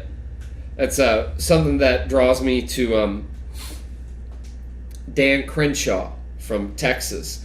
He his Instagram, he's the guy with the eye patch, the congressman. His Instagram, everything he votes on, he talks about and he unpacks. He says why he did or did not vote for it. He talks about bills that people introduce. He's like, let's talk about what's in this bill. See, that's a politician I can respect. If you're gonna vote for something, tell me why. I think he's a Navy SEAL, if I'm not mistaken. I'm saying, if you're gonna vote for anything, and I elected you to his position, tell me why. Yeah, I 100% agree. Like, whenever we have these things that they sound really awesome, right? So like the Paris Climate Accord, where like with a word, you're like, well, yeah, of course I want that. That sounds great, Hang on. It's a slight mishap. We might have lost some of the conversation. We're back on. Yeah, we're back on. Fuck. Oh! I don't know how much was lost. Or so if much lost. good talk. Like, oh my god, dude. Fuck you, man. Like, you're not getting it back. You're not getting it back. Oh my lord. It's gonna be a boring conversation.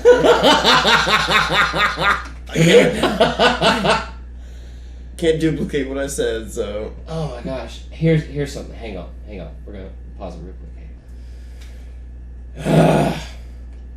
Damn it to hell. Never happened before.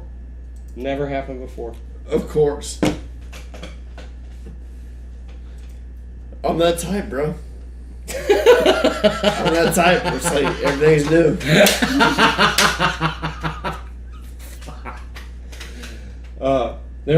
There was one.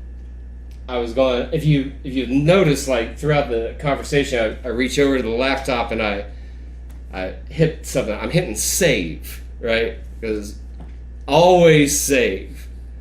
Abs, always be saving. So I've been doing this the whole time.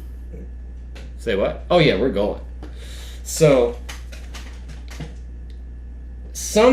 after the first pee break, it looks like something happened where the WAV file, that whenever it gets recorded, it gives it a title, right? It's like clip 2 part 1, clip 2 part 2, or whatever. Oh, damn it, man. So you lost all that content to where I was saying, like, I'm running for president, and like I had the greatest speech ever, saying like the American people could rally around me and they would be like so like fuck everybody else, I'm for you, Tyler Conrey.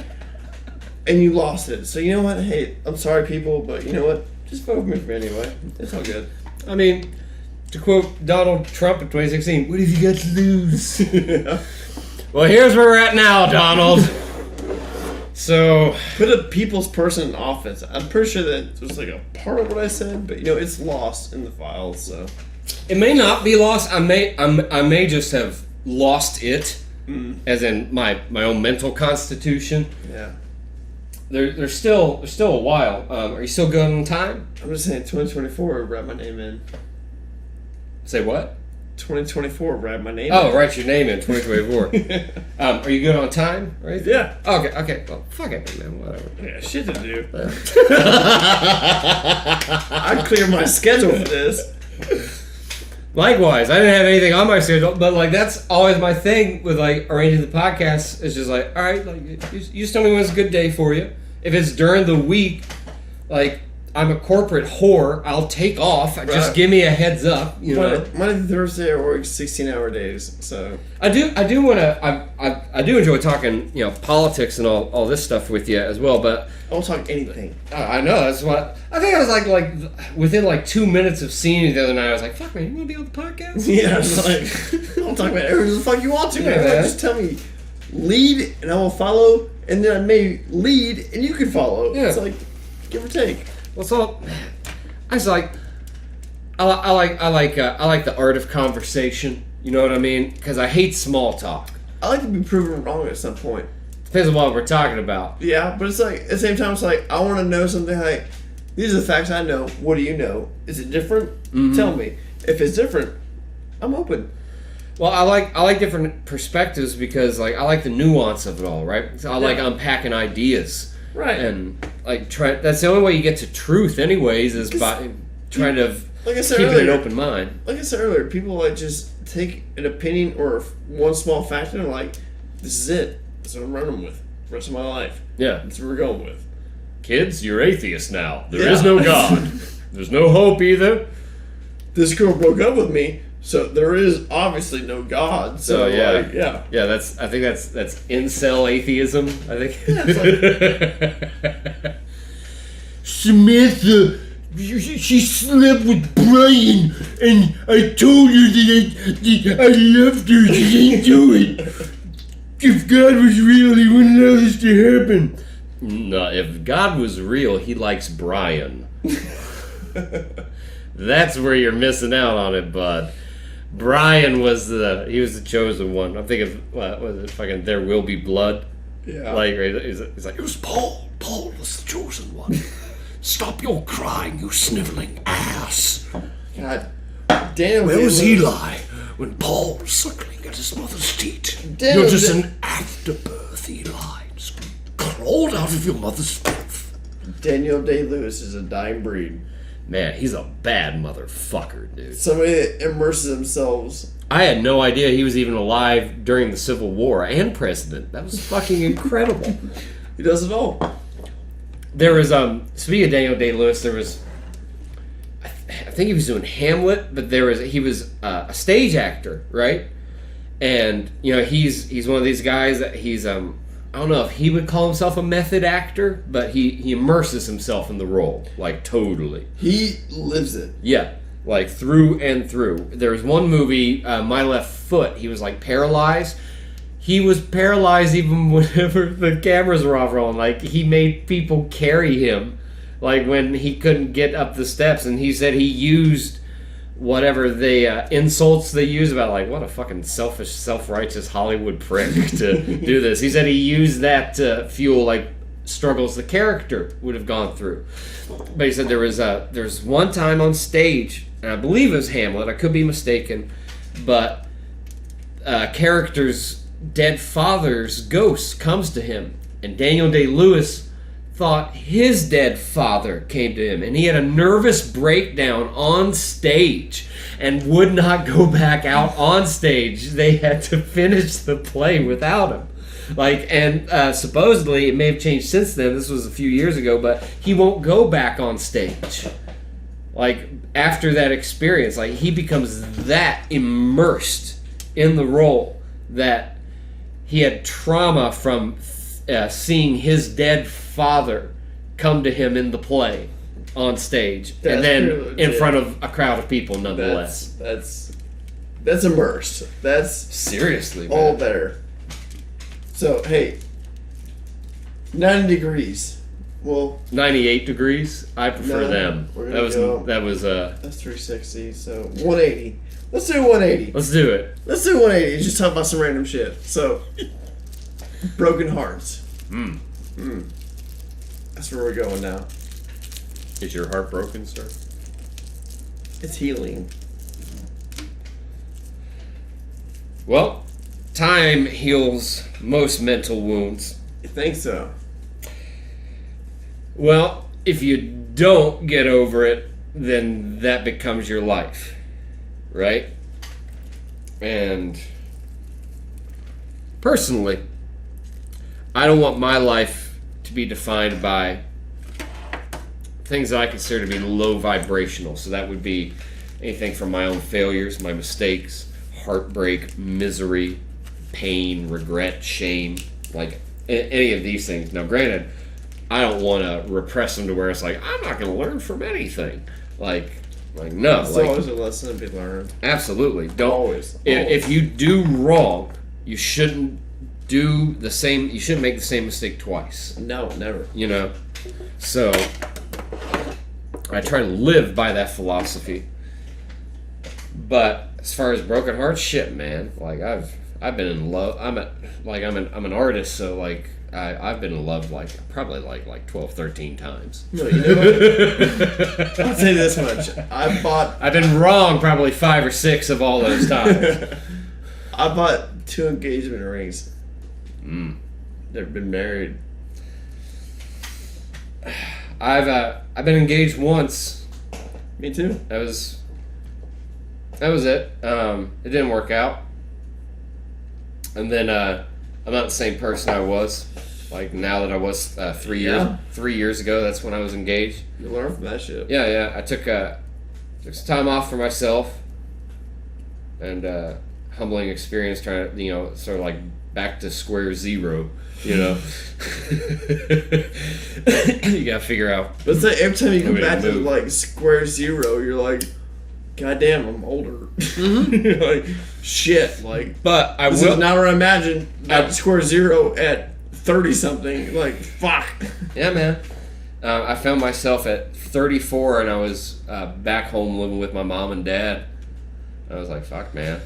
Well, surprise your listeners. I'm like about to be 32, and that's where I'm at right now. I have a very drastic change in career choices. So at the moment, I'm at that. So it didn't make any panties drop, but like I was very fortunate to be able to have like family that like were like. Well, yeah, stupid. Come back and get your shit together. It's a very weird trade-off where like, hey, your family's like, hey, come back here, regroup, do what you gotta do. But at the same time, you do that, and you're like, hey, I'm so human. I want to like do shit and like meet girls and shit. And yeah. Well, hey, you want to hang out? Sorry, we can't go to my place. My roommates, parents, don't really approve of that. So I mean, like, where do you want to go? It happens. That was when I had saved up enough money. I think it had been like 9 months, 10 months, and I was like, all right, find a spot out in the country and just sort of stay there. And That's a good spot. What you got? Yeah. So that's Fucking love it, bro. yeah. That's what I've done, and it was a humbling experience, but since then I started. It was probably like 6 months or so after I got the engagement. Just fell apart and we were done, and like I started dating again, and good lord, like I learned that I don't have the patience for so much bullshit. Like dating in my 30s where I'm just like, man, like this is who I am. I want to improve, but this is my personality. Like, and I had some girl that she was talking to me about like why I didn't like social justice warriors, and I was like, well, they're ideological supremacists. I find that ideological supremacy is evil. You want to be able to have a dialogue, and you want to be able to have dissent from an idea. And she asked me something about like Planned Parenthood, and I was like, my opinion's kind of complex. I was like, I think legislatively the government has no business telling anybody what they can do with their body, but personally, I think it's gross. I think it's killing a life, and I don't condone it. That's just me. The people I don't like. But my big thing was with Planned Parenthood. I was like, I think Planned Parenthood is an evil company. They were started with a goal of a eugenicist to minimize and eradicate non-white persons from America. It's a bad company. I think that's a bad idea. I think most people would agree that that's a bad ideology to have. And she twisted it into me saying that I was scared that there were going to be like the white race was being diminished like over time. I'm like, what the fuck are you talking about? Like, I'm talking about a company that the goal was eliminating brown people, and here you're talking about like she took this idea of, in her mind, what she, I guess, thinks is a right winger, right? And then you become that. That's it, bro. It's like, I will always like live my life how I feel. Don't ever push your ideology on me to make me feel guilty for how I feel. Well, I mean, especially like if the ideology is poisonous, that's one thing. But if you're just talking about like, I mean, fuck, man, like, if you don't agree with what I believe, you are an infidel. You're evil. You know what I mean? I'm just another person. I don't agree with what you say. Yeah. I mean, like, what are we talking about? Are we talking about drug laws? I'm going to agree with a lot of the progressives. Are we talking about gun laws? I'm going to agree with almost all of the Bible thumpers. We can have a healthy conversation, but don't ever push your shit on me to where I feel guilty. Yeah. It's not going to happen. 100% not going to happen. I'm not going to feel guilty about anything how I feel. Fuck no. I'm going to feel guilty about the wrong things I've done, not about, like, there seems to be, like, this fetishization now where if you're like some sort of a white dude that you have to you have to acknowledge like all the stuff. It's like, bro, you sound like the fucking church. You sound like the church coming to me with a pamphlet and all this literature that, oh, you should really read this. You should really look into this. You should really focus in on this.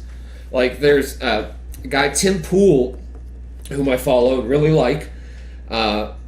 He was doing a news story about one of the trending top books on Amazon was a book on white fragility that is written by a racist with like the notions of encouraging discrimination on race. And it's like, these are really poisonous ideas. Yeah. And they're just passing it off as just, well, no, you just don't understand the full complex of it. It's like, yeah, you sound like you're letting the idea cuckold your brain, is what it sounds like. And I'm not about the cuckoldry of literal or mental state whatsoever. I would easily fight a white racist and black racist at the same time. Yeah, I don't like assholes. I don't like people that they think that just because they quote unquote know something that they have the right to enforce their world onto other people. Like that's wrong. That's what bullies do. I don't like bullies. Brown shirts. Yeah. We are the anti-fascists. Antifa's just a state of mind. It's not really an organization. That's really funny. Why do you have chapters in major cities? Like, you have fucking Rose City Antifa. Bro. You have, like, New York Antifa. It's funny these states of minds have chapters that you can find in geographical locations. It's all you gotta set them down to is brown shirts. And if someone doesn't know what brown shirts is, look into, like, 1939. Just Google that. Google 1939 and brown shirts. Yeah. People telling other people You're what wrong. is what. You're wrong. Yeah. This is what's right. Get with it or get against it, and you can get fucked up. There is not a fan of all his stuff, but I like his Change My Mind stuff. But Steven Crowder, he had one Change My Mind. I think the Change My Mind series is, aside from the meme, I think it's really culturally significant because it's encouraging a dialogue and peaceably. And you see some people that get so triggered that they think that they can bring violence and shut down a dialogue between other people that want to have a dialogue, and then these, thought police, these moral police step in and, like, they shout all these terms to, like, demonize somebody and be like, well, we shouldn't have free speech whenever you're X, Y, and Z. They're the same tactics that things like the brown shirts and the Bolsheviks and communists and other authoritarian groups use to demonize opposition culturally, publicly, whatever. So it was a fear tactic to be like, well, if you support this, then we're going to have to deal with you. That's just it. You know? I'm not the person that's like extreme, like pro-Trump, to where like I'll put that shit on my fucking car, like I'll fly a flag. I'm not that type. Like I agree with some of his ideologies. I agree with some like things he says. Like Yeah, but also at the same time, I disagree with some shit he says. But when you got people that says like, hey, I'm wearing a MAGA hat, I have a pro-Trump flag, and you got people assaulting these people for that. Yeah, for how they're dressed. For that. Yeah. Just because of what they said. Not even what they said. Yeah, just how they're dressed. What they wore, what they had, what they banish. And you're going to assault somebody for that. Who the fuck are you to do that kind of shit? There's some news story I have in the past 2 weeks where these two grown women, they're in their 20s, they accosted a child for wearing a MAGA hat, like stole the hat from them, and then like they're shouting like all this nasty stuff at a kid, and then they get arrested for stealing. I think one of them like destroyed the hat or something, but they get arrested for it. And then you have people being like, can you believe that they arrested these women? This is awful. It's like, bro, if that was your child, and they came up to your child based on what they were wearing, and like accosted them and destroyed their clothing, they're lucky they didn't get their fucking ass whooped. If like somebody accosts like my blood, fuck that, dude. I don't give a damn how you identify or what's between your legs. You don't fucking like touch a fucking child like that, bro. How many times have you seen the news that like somebody got assaulted for like having a pro-Biden hat? I haven't seen a pro-Biden hat, sir. I haven't seen one pro-Biden thing.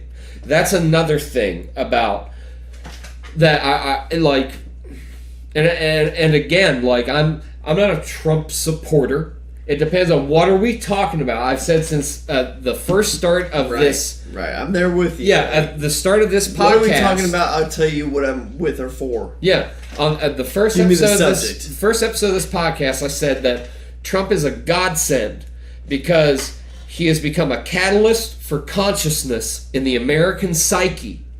And I still believe that like he has done something. You have folks now that were leftists and like liberals and moderates that are now like, hey, I don't like Trump, but I'm not voting for Biden and the DNC machine. You get deep politicians saying like, oh no, fuck him. He's about to uproot the system. Yeah. Like, I'm not for that. Well, what system are they talking about? Because what it seems like, there's a database you can go to for all the scrutiny that the QAnon folks fall under. There's truth in every conspiracy, right? You got to look into it. There is some truth there. So there's a database you can go to on Google Docs of all things, where you can look at all the notable human trafficking and pedophile arrests since the Trump administration started. And there has been more in the past almost 4 years of Trump than there has been in the past 3 presidents combined. There's something afoot. So when they talk about, well, he's going to dismantle the whole system. If you're talking about what they're doing with human trafficking and selling out, they're taking our taxpayer money and they're giving it to other countries. They're giving it to other countries and other businesses, and they're not fixing the communities to where that's where the tax money should be going, is to the local communities first, right? It's almost been like a sense that like the past presidents has been like figurehead, and like now Trump walks in and it's like presidency, something we should care about. Yeah. All of a sudden, like we should care about the presidency. Because a fucking game show host, real estate gangster, fucking made it to the White House and didn't give a fuck. He destroyed his quote-unquote peers in the Republican Party. Well, people don't understand, these aren't their peers, it's their competition. So when Bernie Sanders being a fucking cuckboy to Joe Biden and saying, here's my friend, Joe Biden, Fuck you, Bernie. That's your competition. If your ideas are for the people and you're a populist, then you should be saying, fuck Joe Biden. Really, right? man. He didn't do that. But Trump did that. He did that. He tore down Jeb Bush. He tore down, like, Rand Paul, like, like, all those guys. And you know what? It resonated with the people where they were like, hey, I don't really care much about politics, but this shit is interesting. And I'm going to fucking tune into this. Not only that, as soon as he got office, the people that he was opposed to in the RNC, he was like, hey, you want a job? Mm-hmm. Like, Ben Carson ran against him. He's like, hey, you want a job, bro? Yeah. Get in my cabinet. Like, I got you. Yeah. Like, some of the cabinet choices have been, I think, just absolutely stupid. oh, yeah, some, yeah. Some, I like agree with that. Betsy DeVos, the dumbass, whatever. This man ain't perfect. We need Jesus in the school. Suck my dick. If that was a variable and you said Muhammad or you said Darwin or what, well, like any like variable in there, kiss my ass. You know what we need in the schools? We need more. We need better. We need competition. Discipline. We need discipline. You need discipline. You need to teach kids to not believe the history you want them to believe. You need to prepare them for the real world. You need to talk to them about credit scores. You need to talk to them about voting. You need to talk to them about how their community is affected by tax money that is given back to the government. You need to talk like all these things, life skills. Teach them how to grow food. Teach them how to hunt if they need to hunt. History is always written by the victors. That's why I'll never name my son Victor. Ever.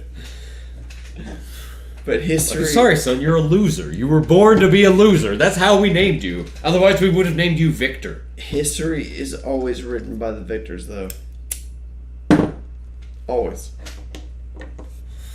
Absolutely. So... Absolutely. You can go back to any ancient history, and it's always going to be biased. What's funny is... Okay. What is the most evil enemy that America has faced? Top of your head, that we've defeated. Quickest answer you got. Fascism and Nazis. Okay, so Nazis. That's what I was hoping you would say. I agree. I think it's an evil ideology. What is really funny about the modern scope of it is that we don't look at the ties it has to. I like the horseshoe diagram of politics, where the fringes become closer together to themselves, right wing and left wing, than they do from the center. So, like with Nazism, Can I take it back? Hang on. So with Nazism, just for example, with what we're taught, we are not taught, one, that what they're talking about is National Socialism or left-leaning ideals. That they're left wing.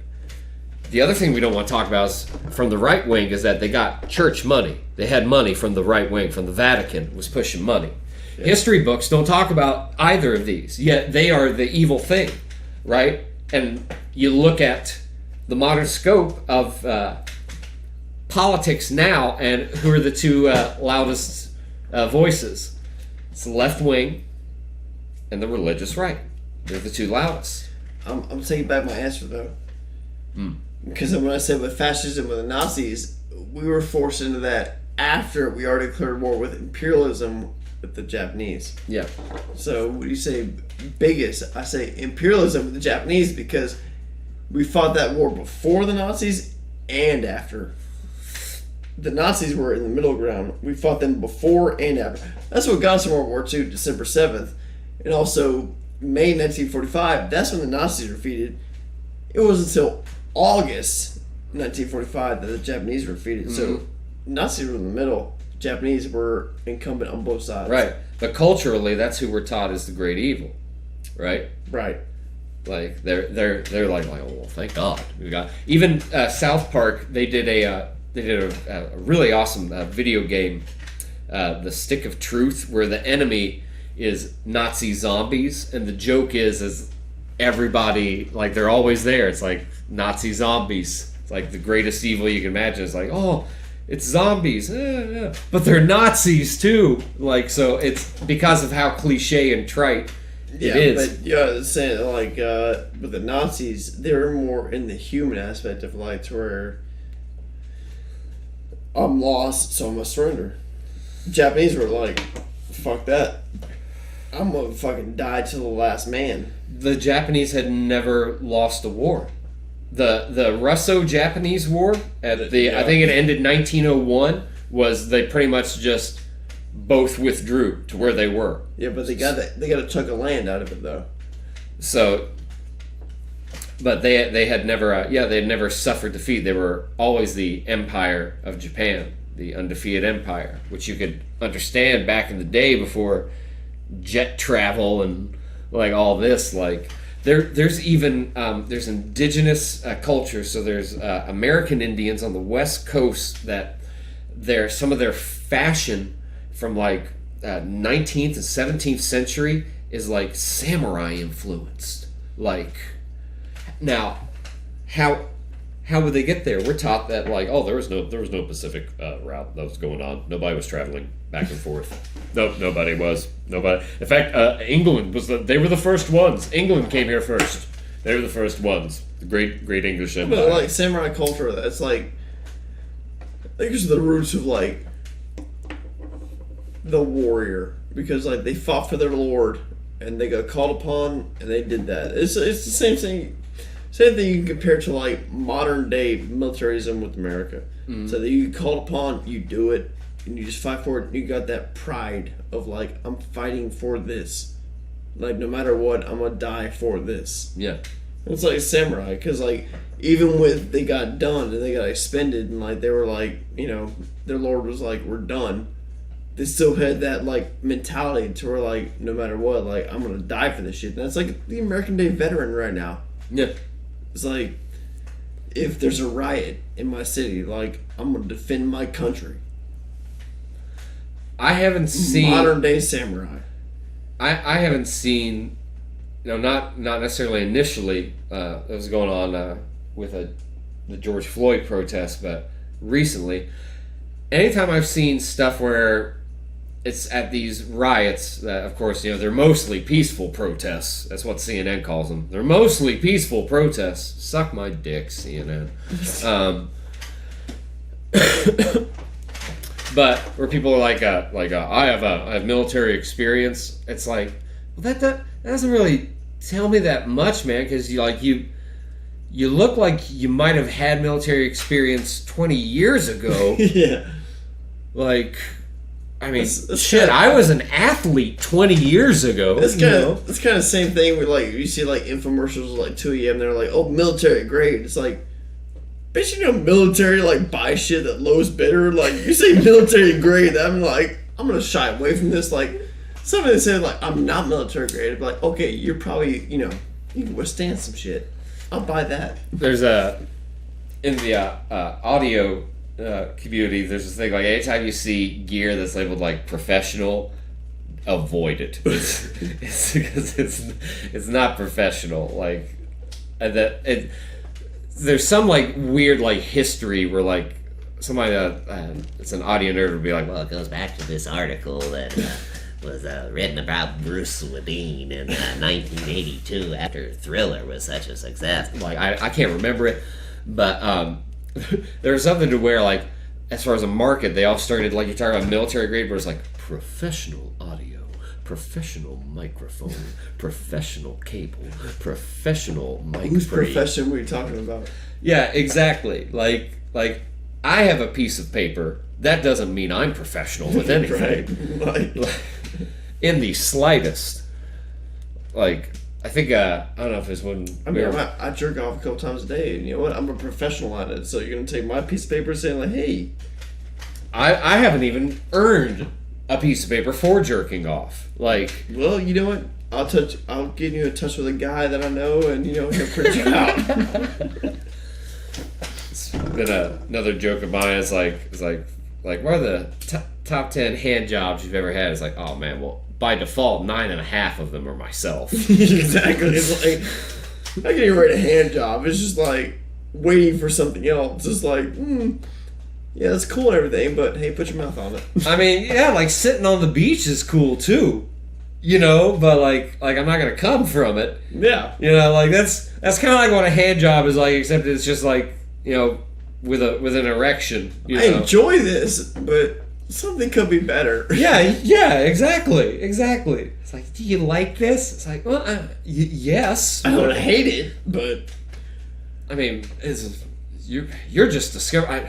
He and I go way back. Like, it was like 11 or 12 whenever I discovered this guy. So,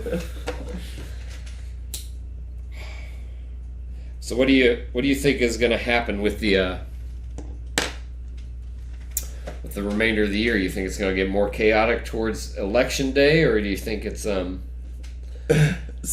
I think it's going to die down a lot after November. I can see that. Well, there's just too much shit that plays into like the election year, and people think like, oh my god, like it's just all conspiracy. It's like, no, look at the fucking habits, bro. Like history make habits, and it just what it is. Like after November, I feel like a lot of this shit is gonna just die off completely. Whatever it is, or whether it's the social injustice or the fucking virus or anything like that, there's gonna be a lot that just dies off. I hope so. Like man, it'd be nice to like get back to normalcy. Like I don't like going through like social media and seeing people in masks screaming fucking vitriol and hatred at people without masks in public. Like there's people like screaming at kids. It's like, what the fuck is the matter with you, man? Like, what is the matter with you? The only reason I am wearing a mask in public is because I want my goddamn groceries. And they have a sign that says, you gotta have your face covered. So, whatever. I'll put on my fucking bandit mask to get my groceries. And when I go off, or assuming when I'm done, I'm taking it off. I'll say this. I see a store, like at the door, it says like mask required. I just walk in without a mask. I'm like, tell me otherwise. CDC guideline is on a fucking law. I did see in Valdosta that they passed some shit that's saying like you're required mask to wear in public. But at the same time, on Monday, if Kemp does not renew a state of emergency, then it's just going to be dust in the wind. Yeah. Dust in the wind. Here's another thing, and I don't have the figures in front of me to back this up, so take it with a grain of salt. But I saw something to where some cities or municipalities they're being incentivized with money due to being shut down to be like, hey, if you put in a mask mandate or some other type of mandate, a curfew mandate, like any of these provisions, they compensate them financially. You can even take that shit out of context without the fucking pandemic to where farmers would get paid not to grow a product to not flood a market. Yeah. So backwards. It's so backwards. So you're telling me you're going to pay me more money to not grow something that I get paid for just because it's going to flood the market and devalue the status quo? It's like in your stature, you're going to be like, okay, fine, yeah, I'll take that more money. But in the broad scheme of things, it's like, bro, like capitalism. I can grow what the fuck I want to. I can sell what I want to. Yeah. But these guys are paying you more money to like not grow shit. Yeah, that sort of mentality is, if you foster it, is why we don't really have capitalism, right? In capitalism, what happens is when a business fails, they don't get a government bailout. No, they fail. It fails. It's gone. They have to find a way to compete. So what arguably we have is it's a corporatocracy. So from that you can determine, is it corporate fascism, corporate socialism? I don't even know what the title is. Crony capitalism, but it's not capitalism, where capitalism is the free market, the free exchange of goods and services. What is the title of what we have? Is there a title? I would think, well, it's a corporate ran government, right? So like even the United States itself is a corporation. Like it went bankrupt in the 1871 I think. And like from then it was a corporation, right? So like it like when you start like actually looking at this and then understanding the laws of logic as far as how they argue like politics, right, and policies, and like you can start to unpack some of the stuff where it's like that is so stupid. It's like I hear you, but this is how it operates. Even like, if you go back to what I said, it's like the government says like I will pay you more money to not grow this shit. Yeah. Why is the government overreaching so much to infringe on my capitalism? I want to grow this so I can sell it. Like that's what I see in myself and my family. It's like, it's my lifestyle. I'm going to grow this shit. This is what I do. I grow this product and I sell it. Yep. The government's saying like, hey, now I'm in your life. Like, look at my arm overreaching. Don't sell this. And I'll give you more money. Yeah. The fuck is that? Like, government, fuck off. Like, that's the whole reason the Civil War started. People say like, "Oh, it's over slavery." No, the Articles of Confederation were over slavery. That's the oligarchs themselves forced slavery on people. The Civil War started over states' rights. But states' rights to do what? Whatever they wanted. Therein lies the problem, though. It's whenever you have these people that believe in the ideology of people as property or commodity, right? So whenever it was unchecked, these ideological principles that were in the Declaration of Independence but weren't really brought into the Constitution, i.e. that all men, all people are created equal and deserve equal treatment under the law. Right. That you have inalienable rights that are God-given, none they can't be taken away from you. Well, the idea was that, well, they're not a person, though, because they're property. It's a slave. So that if you look at the Articles of Confederation, like this is like the primary factor because the economy was based on slave. It was on like a slave economy. Labor. Yes, slave labor. There you go. So like it's in order to give proper nuance, it was on states' rights.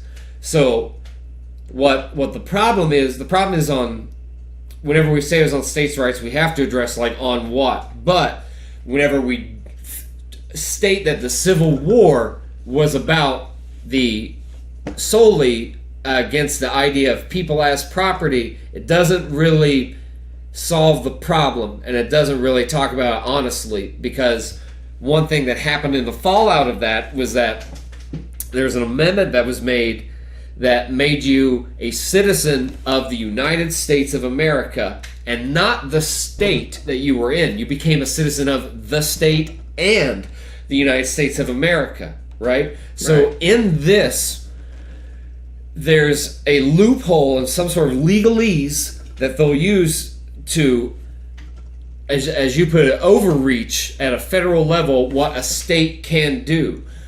Unfortunately, because it's not addressed as like the notion of people as property, and I think the 13th does it, and then it says that unless they're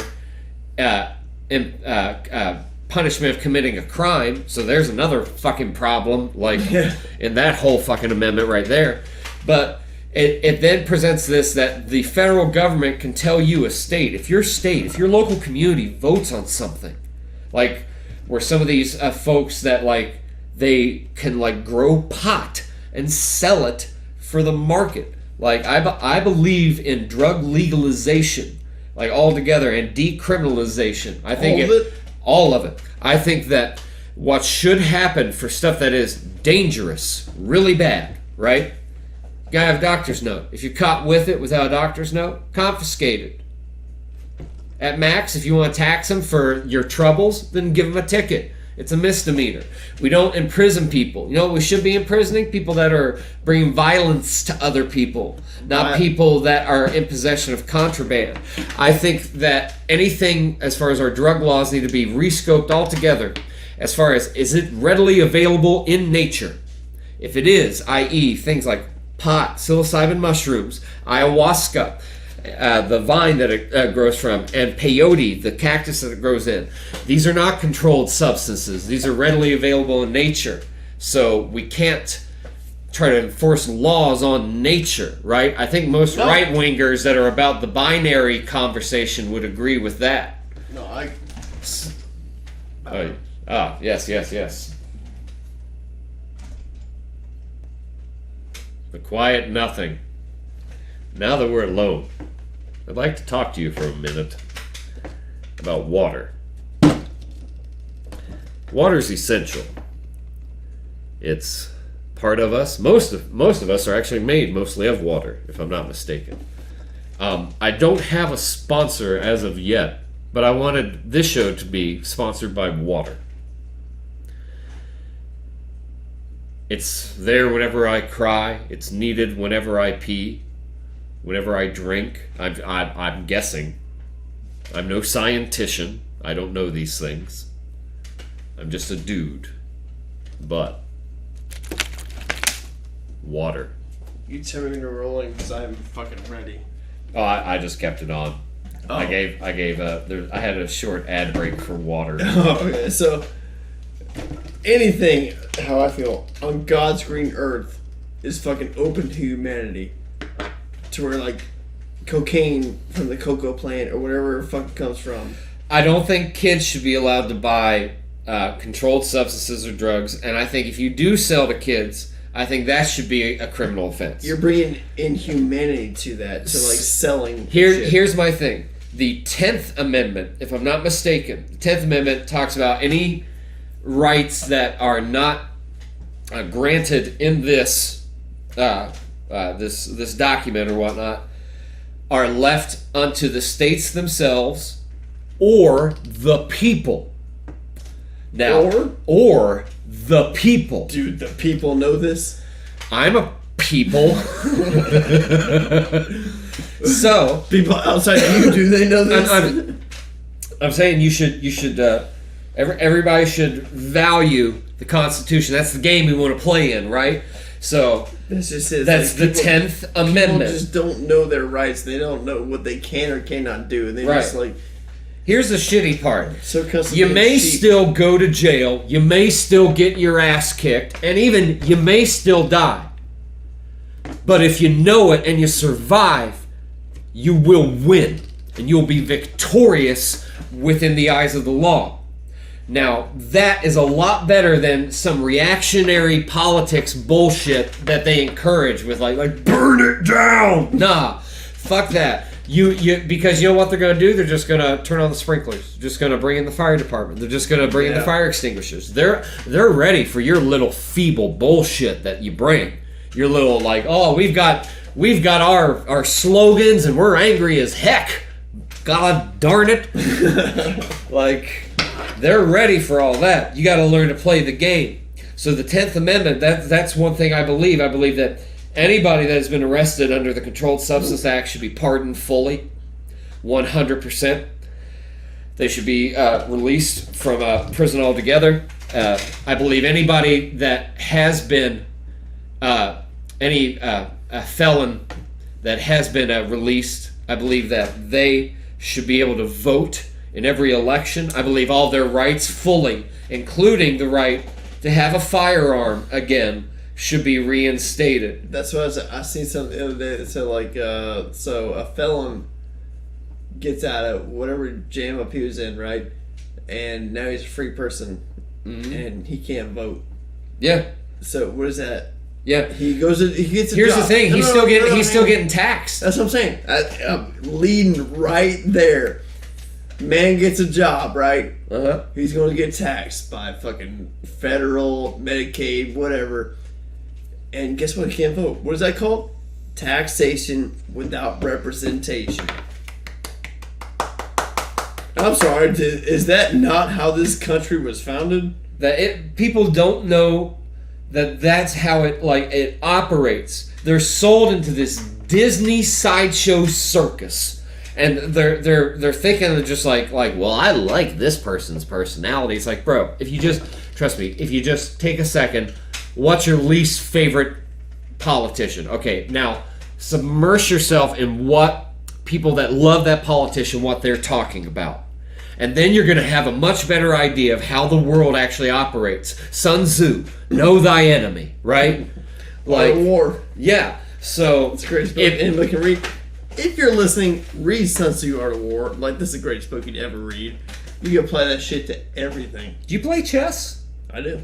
Dude, after we finish here, let's play a fucking game of chess, man. If you got time. You probably kill my ass. But Dude, anything can happen in a game of chess, man. The first time I play with somebody is always like nerve-wracking because anything can happen, even if it's their first time playing. It's like you don't know their strategy. You're just like, oh my god, like okay, he did this. Like he's probably thinking this. Maybe he's a rookie, maybe not. It's like I don't know what the fuck he's thinking. Yeah. I like, dude, like chess and poker, like those are my fucking like where like competition, that part of my like brain kicks in. It's not about, well, how can you get the ball in the hoop? Can you run fast? Can you hit somebody hard? It's like, bro, I am at best mediocre at all of those things. I love poker because like you can deceive so much. You're just like you look at some cards and you're like, oh fuck. You can even do that, like you're like, whatever. Like yeah, I'll just bet. Like yeah, whatever. You got some fucking like, maybe pocket ace. I don't know, pocket ace never did me well, but ace 10. Ace 10 is probably my best hand. Right.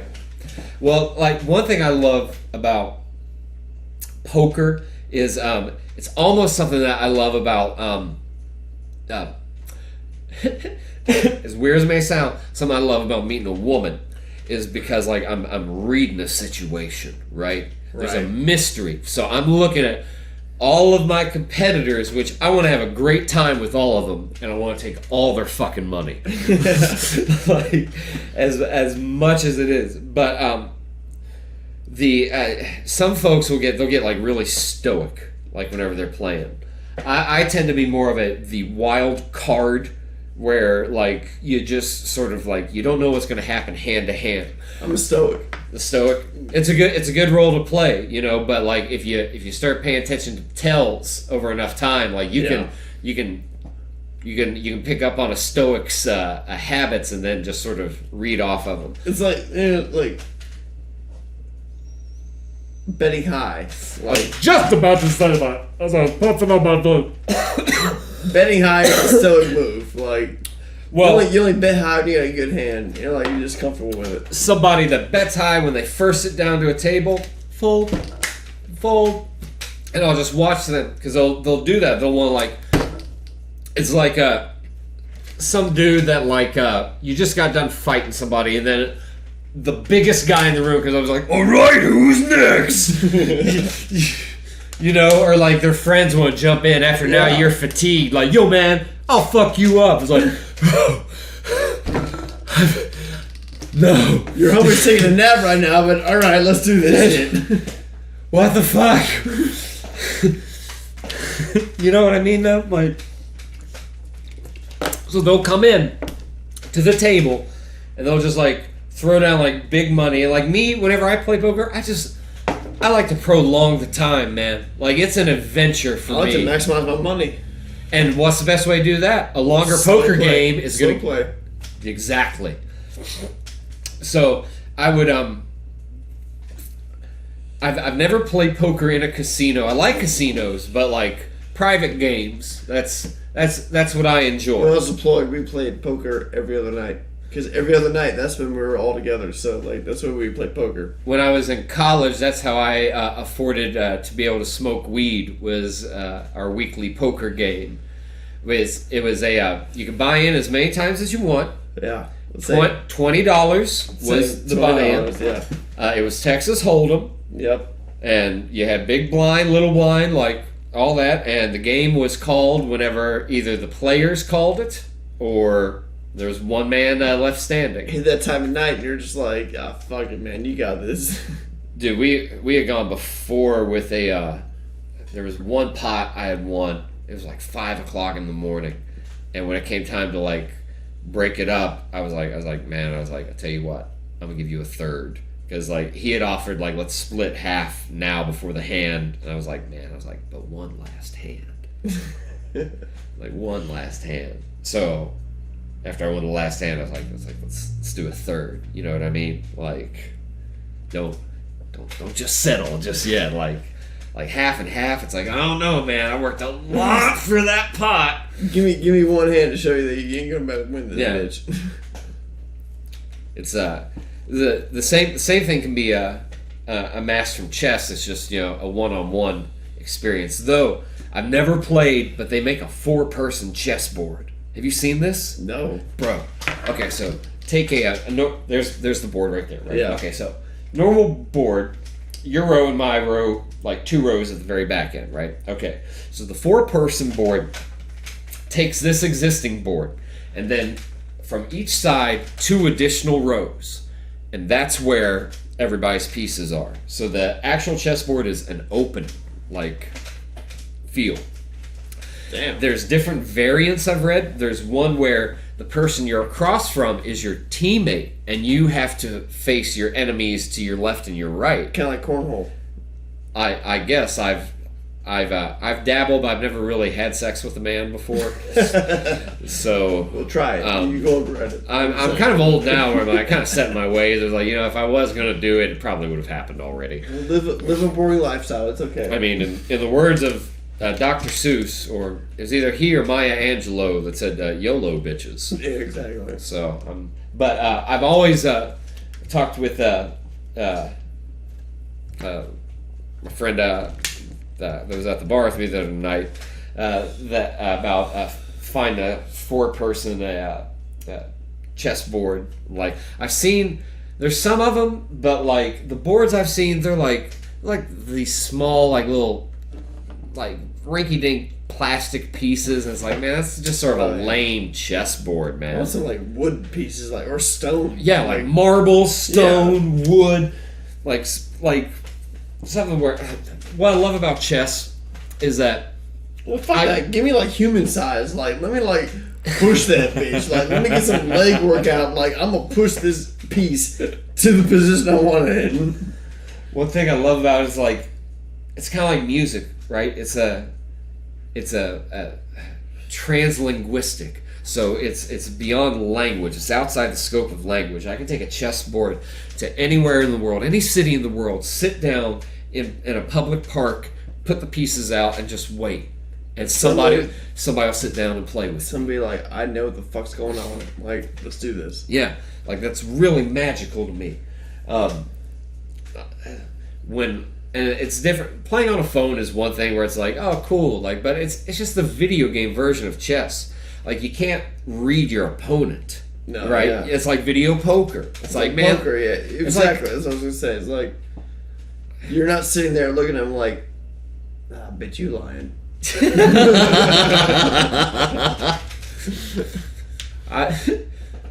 Especially stuff like people that are. It's dudes I can sort of read from a mile away. Sort of just all right. I got what you need. What you want? You want pills? You want watches? You want fucking Trench coat open up. Yeah, man. What you want? What you want? What you want? What you want? It's bro, I can see you're a hustler from a mile away. And there was one game, some dude sat down and he there was some betting going on, and this was after he had sat down and did his no, I'm good, thank you though. Betting big and whatnot. So it was probably an hour into the game. And I'm being quiet because I don't know this guy, and he joined in the game. We had already sat down, everybody had already introduced each other. You know what I mean? We bullshat, to put in past tense. Shant. Yeah, had a drink, smoked a blunt, and then had the game underway. He joined in later and then starts doing this all right, I'm a big time guy, all right, tell you what, bet you $50. Dude, fuck you, fold. We're doing $20 buy-ins, and your first day is $50. Yeah, what you got? It's all right, yeah, tell you what, you can have everybody's ante and you're proving a point. You can get that shit. When it comes to the round, when it matters, I got you, bro. Mm-hmm. Yeah, so an hour into or something like that, some sort of bet happened, and I had raised, and I had been normally I'm not stoic, but again, new company joined, it's best play it safe. He wasn't here in the introduction, and I ain't gonna be open and friendly, especially after this highballer shit or whatnot.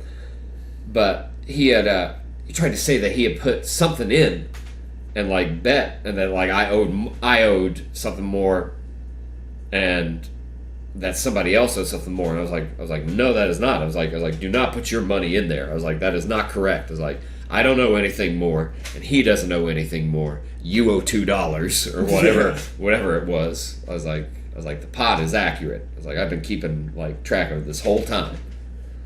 But he busted out, and like it ended up with me and this other guy that I split like a third of it with, that like flushed this guy out. Like we as you put, like slow play, long play, where we didn't any time where he was like oh, I'm betting. It was like nah.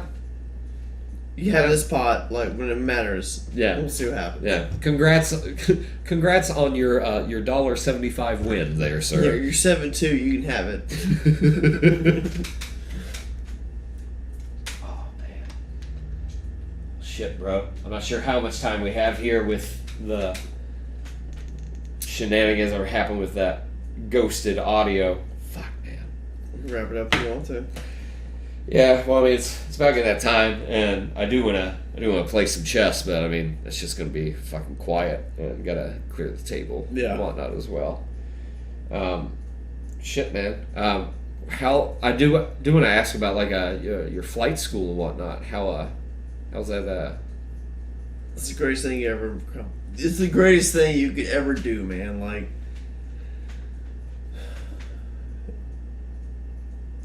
People should not limited to be walking on Earth.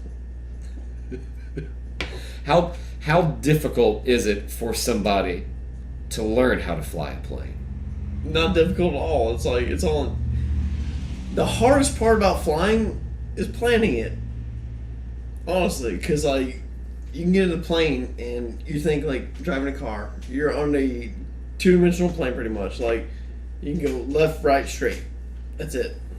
In a plane, you can go up, down, left, right, all that shit, and yeah, XYZ axis. Yeah, so many more different variables you can deal with, and you're only gonna deal with like one random plane. But I mean, if you hit that random plane, you're fucked. But you know, at the same time, driving is way more dangerous than flying. And my friend Justin, he was on one of the first podcasts back in the day. He was an air traffic controller for the Navy. That's like one of the most stressful jobs in the world. He was telling me like some of the stuff that like before he like had to go in for like some job or something. It was like no caffeine, like nothing in his system was like allowed at all. And like I can't like even imagine like anytime like at night I'll see like like lights in the sky that are like moving like an airplane or whatever the fuck. But I'm like, I say to myself like, there's fucking people up there, man. Yeah, it's like that's incredible. There's so much dynamics that people don't even know. It's like because even on a plane, like on the left and the right wing, there's two different colors for the lights, for the reason that if you're flying too and you see those colors, you think the blue's on this side, the red's on this side, so you know which direction that plane is going. Right. So it's either going to be coming towards you or against you just because of the color dynamic. That makes sense. That makes sense a lot. There's stuff like that on, I guess how you go, railroad iconography or something, like how it's set up to like something like I guess with switches or something like ahead, like you're going to be going this way, unless you stop, else you want to go this way. But I'll tell you what, man, like as soon as you like take off, put it like at least. Alright, so people fly like when they fly commercial, they're like at 30,000 feet and they're going like several states, several hundreds of miles or whatever. But if you're like getting a Cessna, the only state I'm in is panic. But you get in a plane, you're doing like 3,000 feet, and you're just like enjoying the view. You can see everything around you, and it's just like you cannot like replicate that. It's how many times have you flown now? I've got somewhere around like 65 hours. Holy shit! And it's like a 65 hours between like here in Valdosta and also in Florida, and like it's something else, bro. Like I can't even fathom it. Like I've never even been in the cockpit before. it's so it's so surreal sometimes when you're like you're flying a plane by yourself and you're just like, bro, I have my life in my hands. And I'm just like, yeah, fuck it, man. I'm just flying a goddamn plane. Wilbur Orville would be proud of me right now. If they saw me right now, they'd be like, God damn, yes, you. And that's why, like, He's got the right idea. That's why in every license there's a picture of the fucking Wright Flyer on it. For flying. Whenever you get like a pilot's license, there's a Wright Flyer on it. How about that? I didn't know that. I think you're the only person I know that like knows how to fly a plane. Or I think maybe I may have like one other person, but it's fucking wild though, man. Like People think it's like something that's like so out of reach, but it's easy, bro. Like I said, like hardest part about it, everything on the ground. Calculations of like wind deviation, like fuel consumption, and like magnetic deviation, all that shit. That's the hardest part. Easy part, just flying. Get in it, behind it, just fucking steering. what about landing? Like Oh, goddamn landing. That's... Landing is a bitch.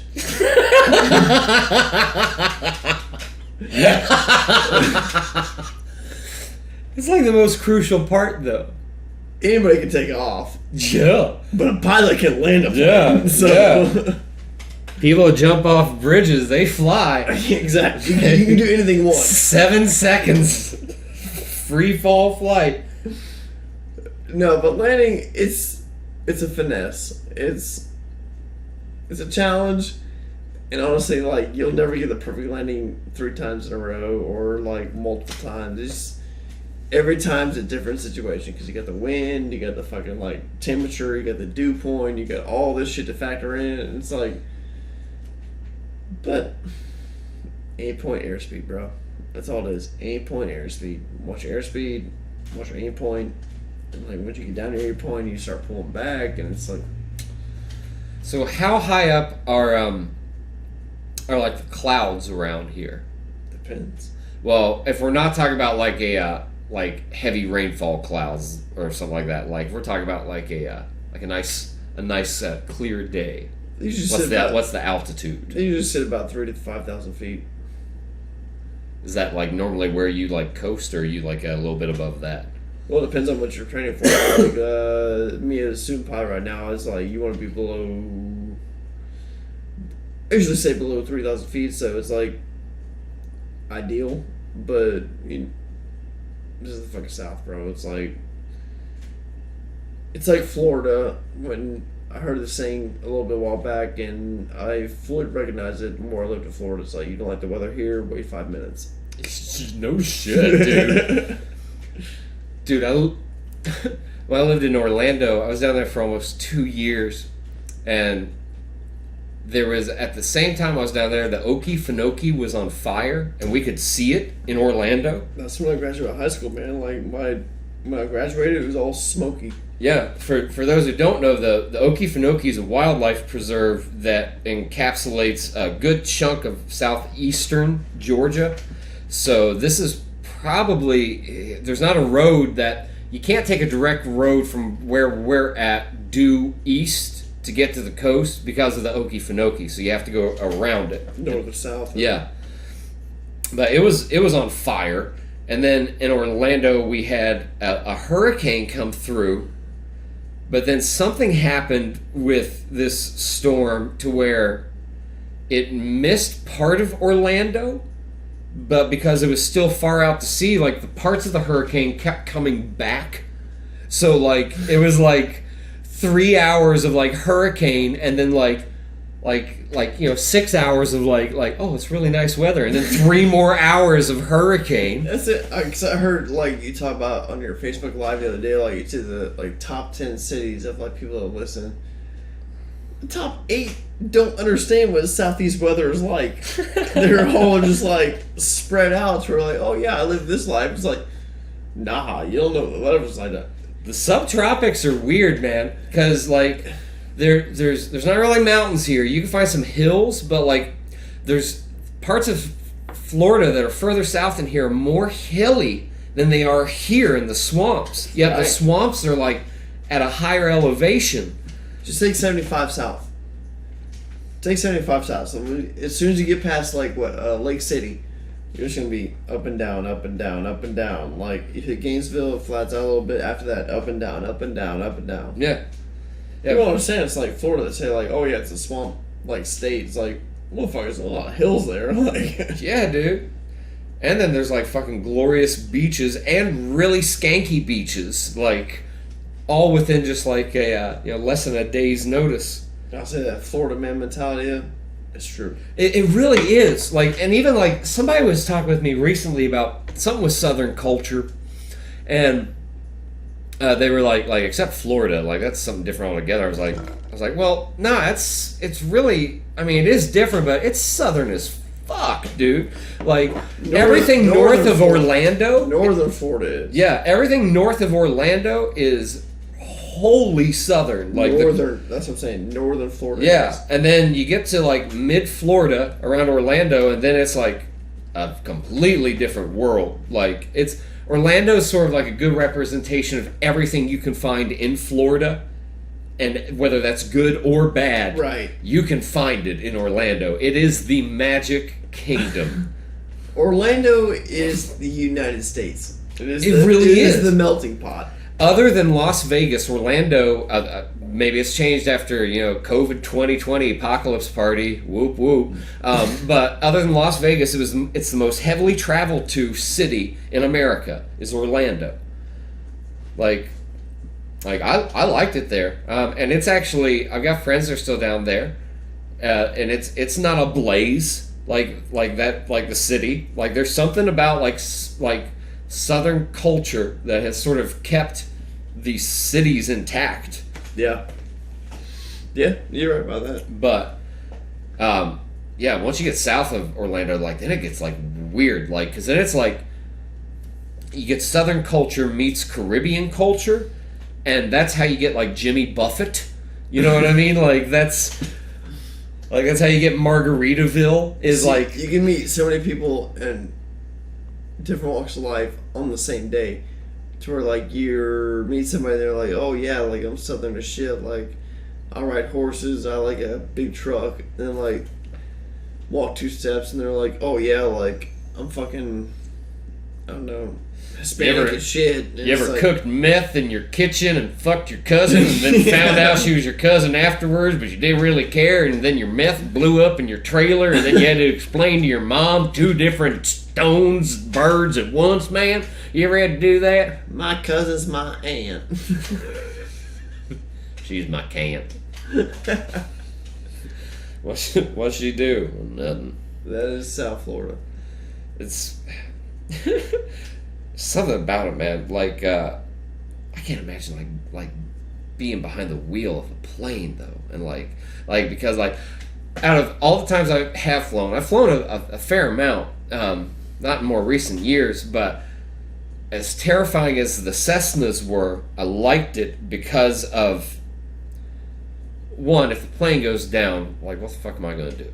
Like, there's more pilotage on the level that I'm flying at than there is in the commercial level. Yeah.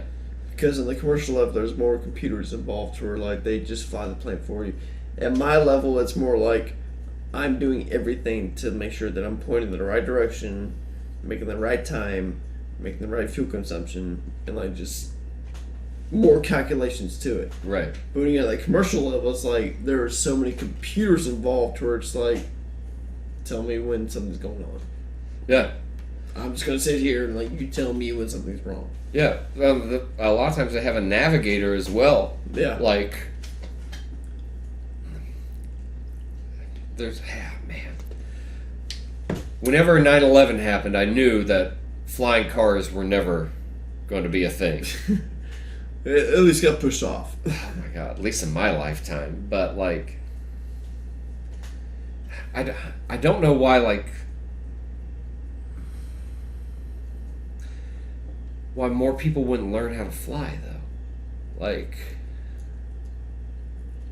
It's like one of those service industries that's going to be replaced by computers, and it's like, I don't get that shit. And that's what I hate too. It's like, well, on the big market, yeah, but you're still going to have these smaller markets that the big market there, it's too much of an investment and too little return on investment for them. So like that's why like Valdosta doesn't have an international airport. Like, No, you know what I mean? regional, yeah. Yeah. But at the same time, it's like, that's what I think about. It's like, so as a society, we push towards more like, let's let technology handle jobs. But at the same time, population is still going to increase. What are these people going to do if you're going to continuously like let technology take these jobs? Yeah. What are these people going to do? Yeah, that's something that Andrew Yang talked about before he started working for CNN, was about automation, like in the long term. So while right now it may not seem like the most important thing to prioritize, it's gonna happen. Like a lot of jobs that it's kind of the same way with like some of the assembly line jobs. Whenever robotics had gotten to a certain point where they're like, hey, we don't need you to paint these things one by one. We've got this crane now that'll dip 64 of them at once. Right. So here, What does that person do when he got laid off? Yeah. So like This man knew this for X amount of years. This is what he did. Now what does he do? Yeah. It's fucking like scary, man. It's you look at, and there is something to be said about some arguments of the progressives where they talk about, though they try to say they're socialists, they're not socialist. These countries in like Scandinavia, where they have all these things like every citizen has a pension, every citizen has a retirement plan. All the schools compete with one another. You have school choice, but they also like it's privatized. It's not controlled by the government.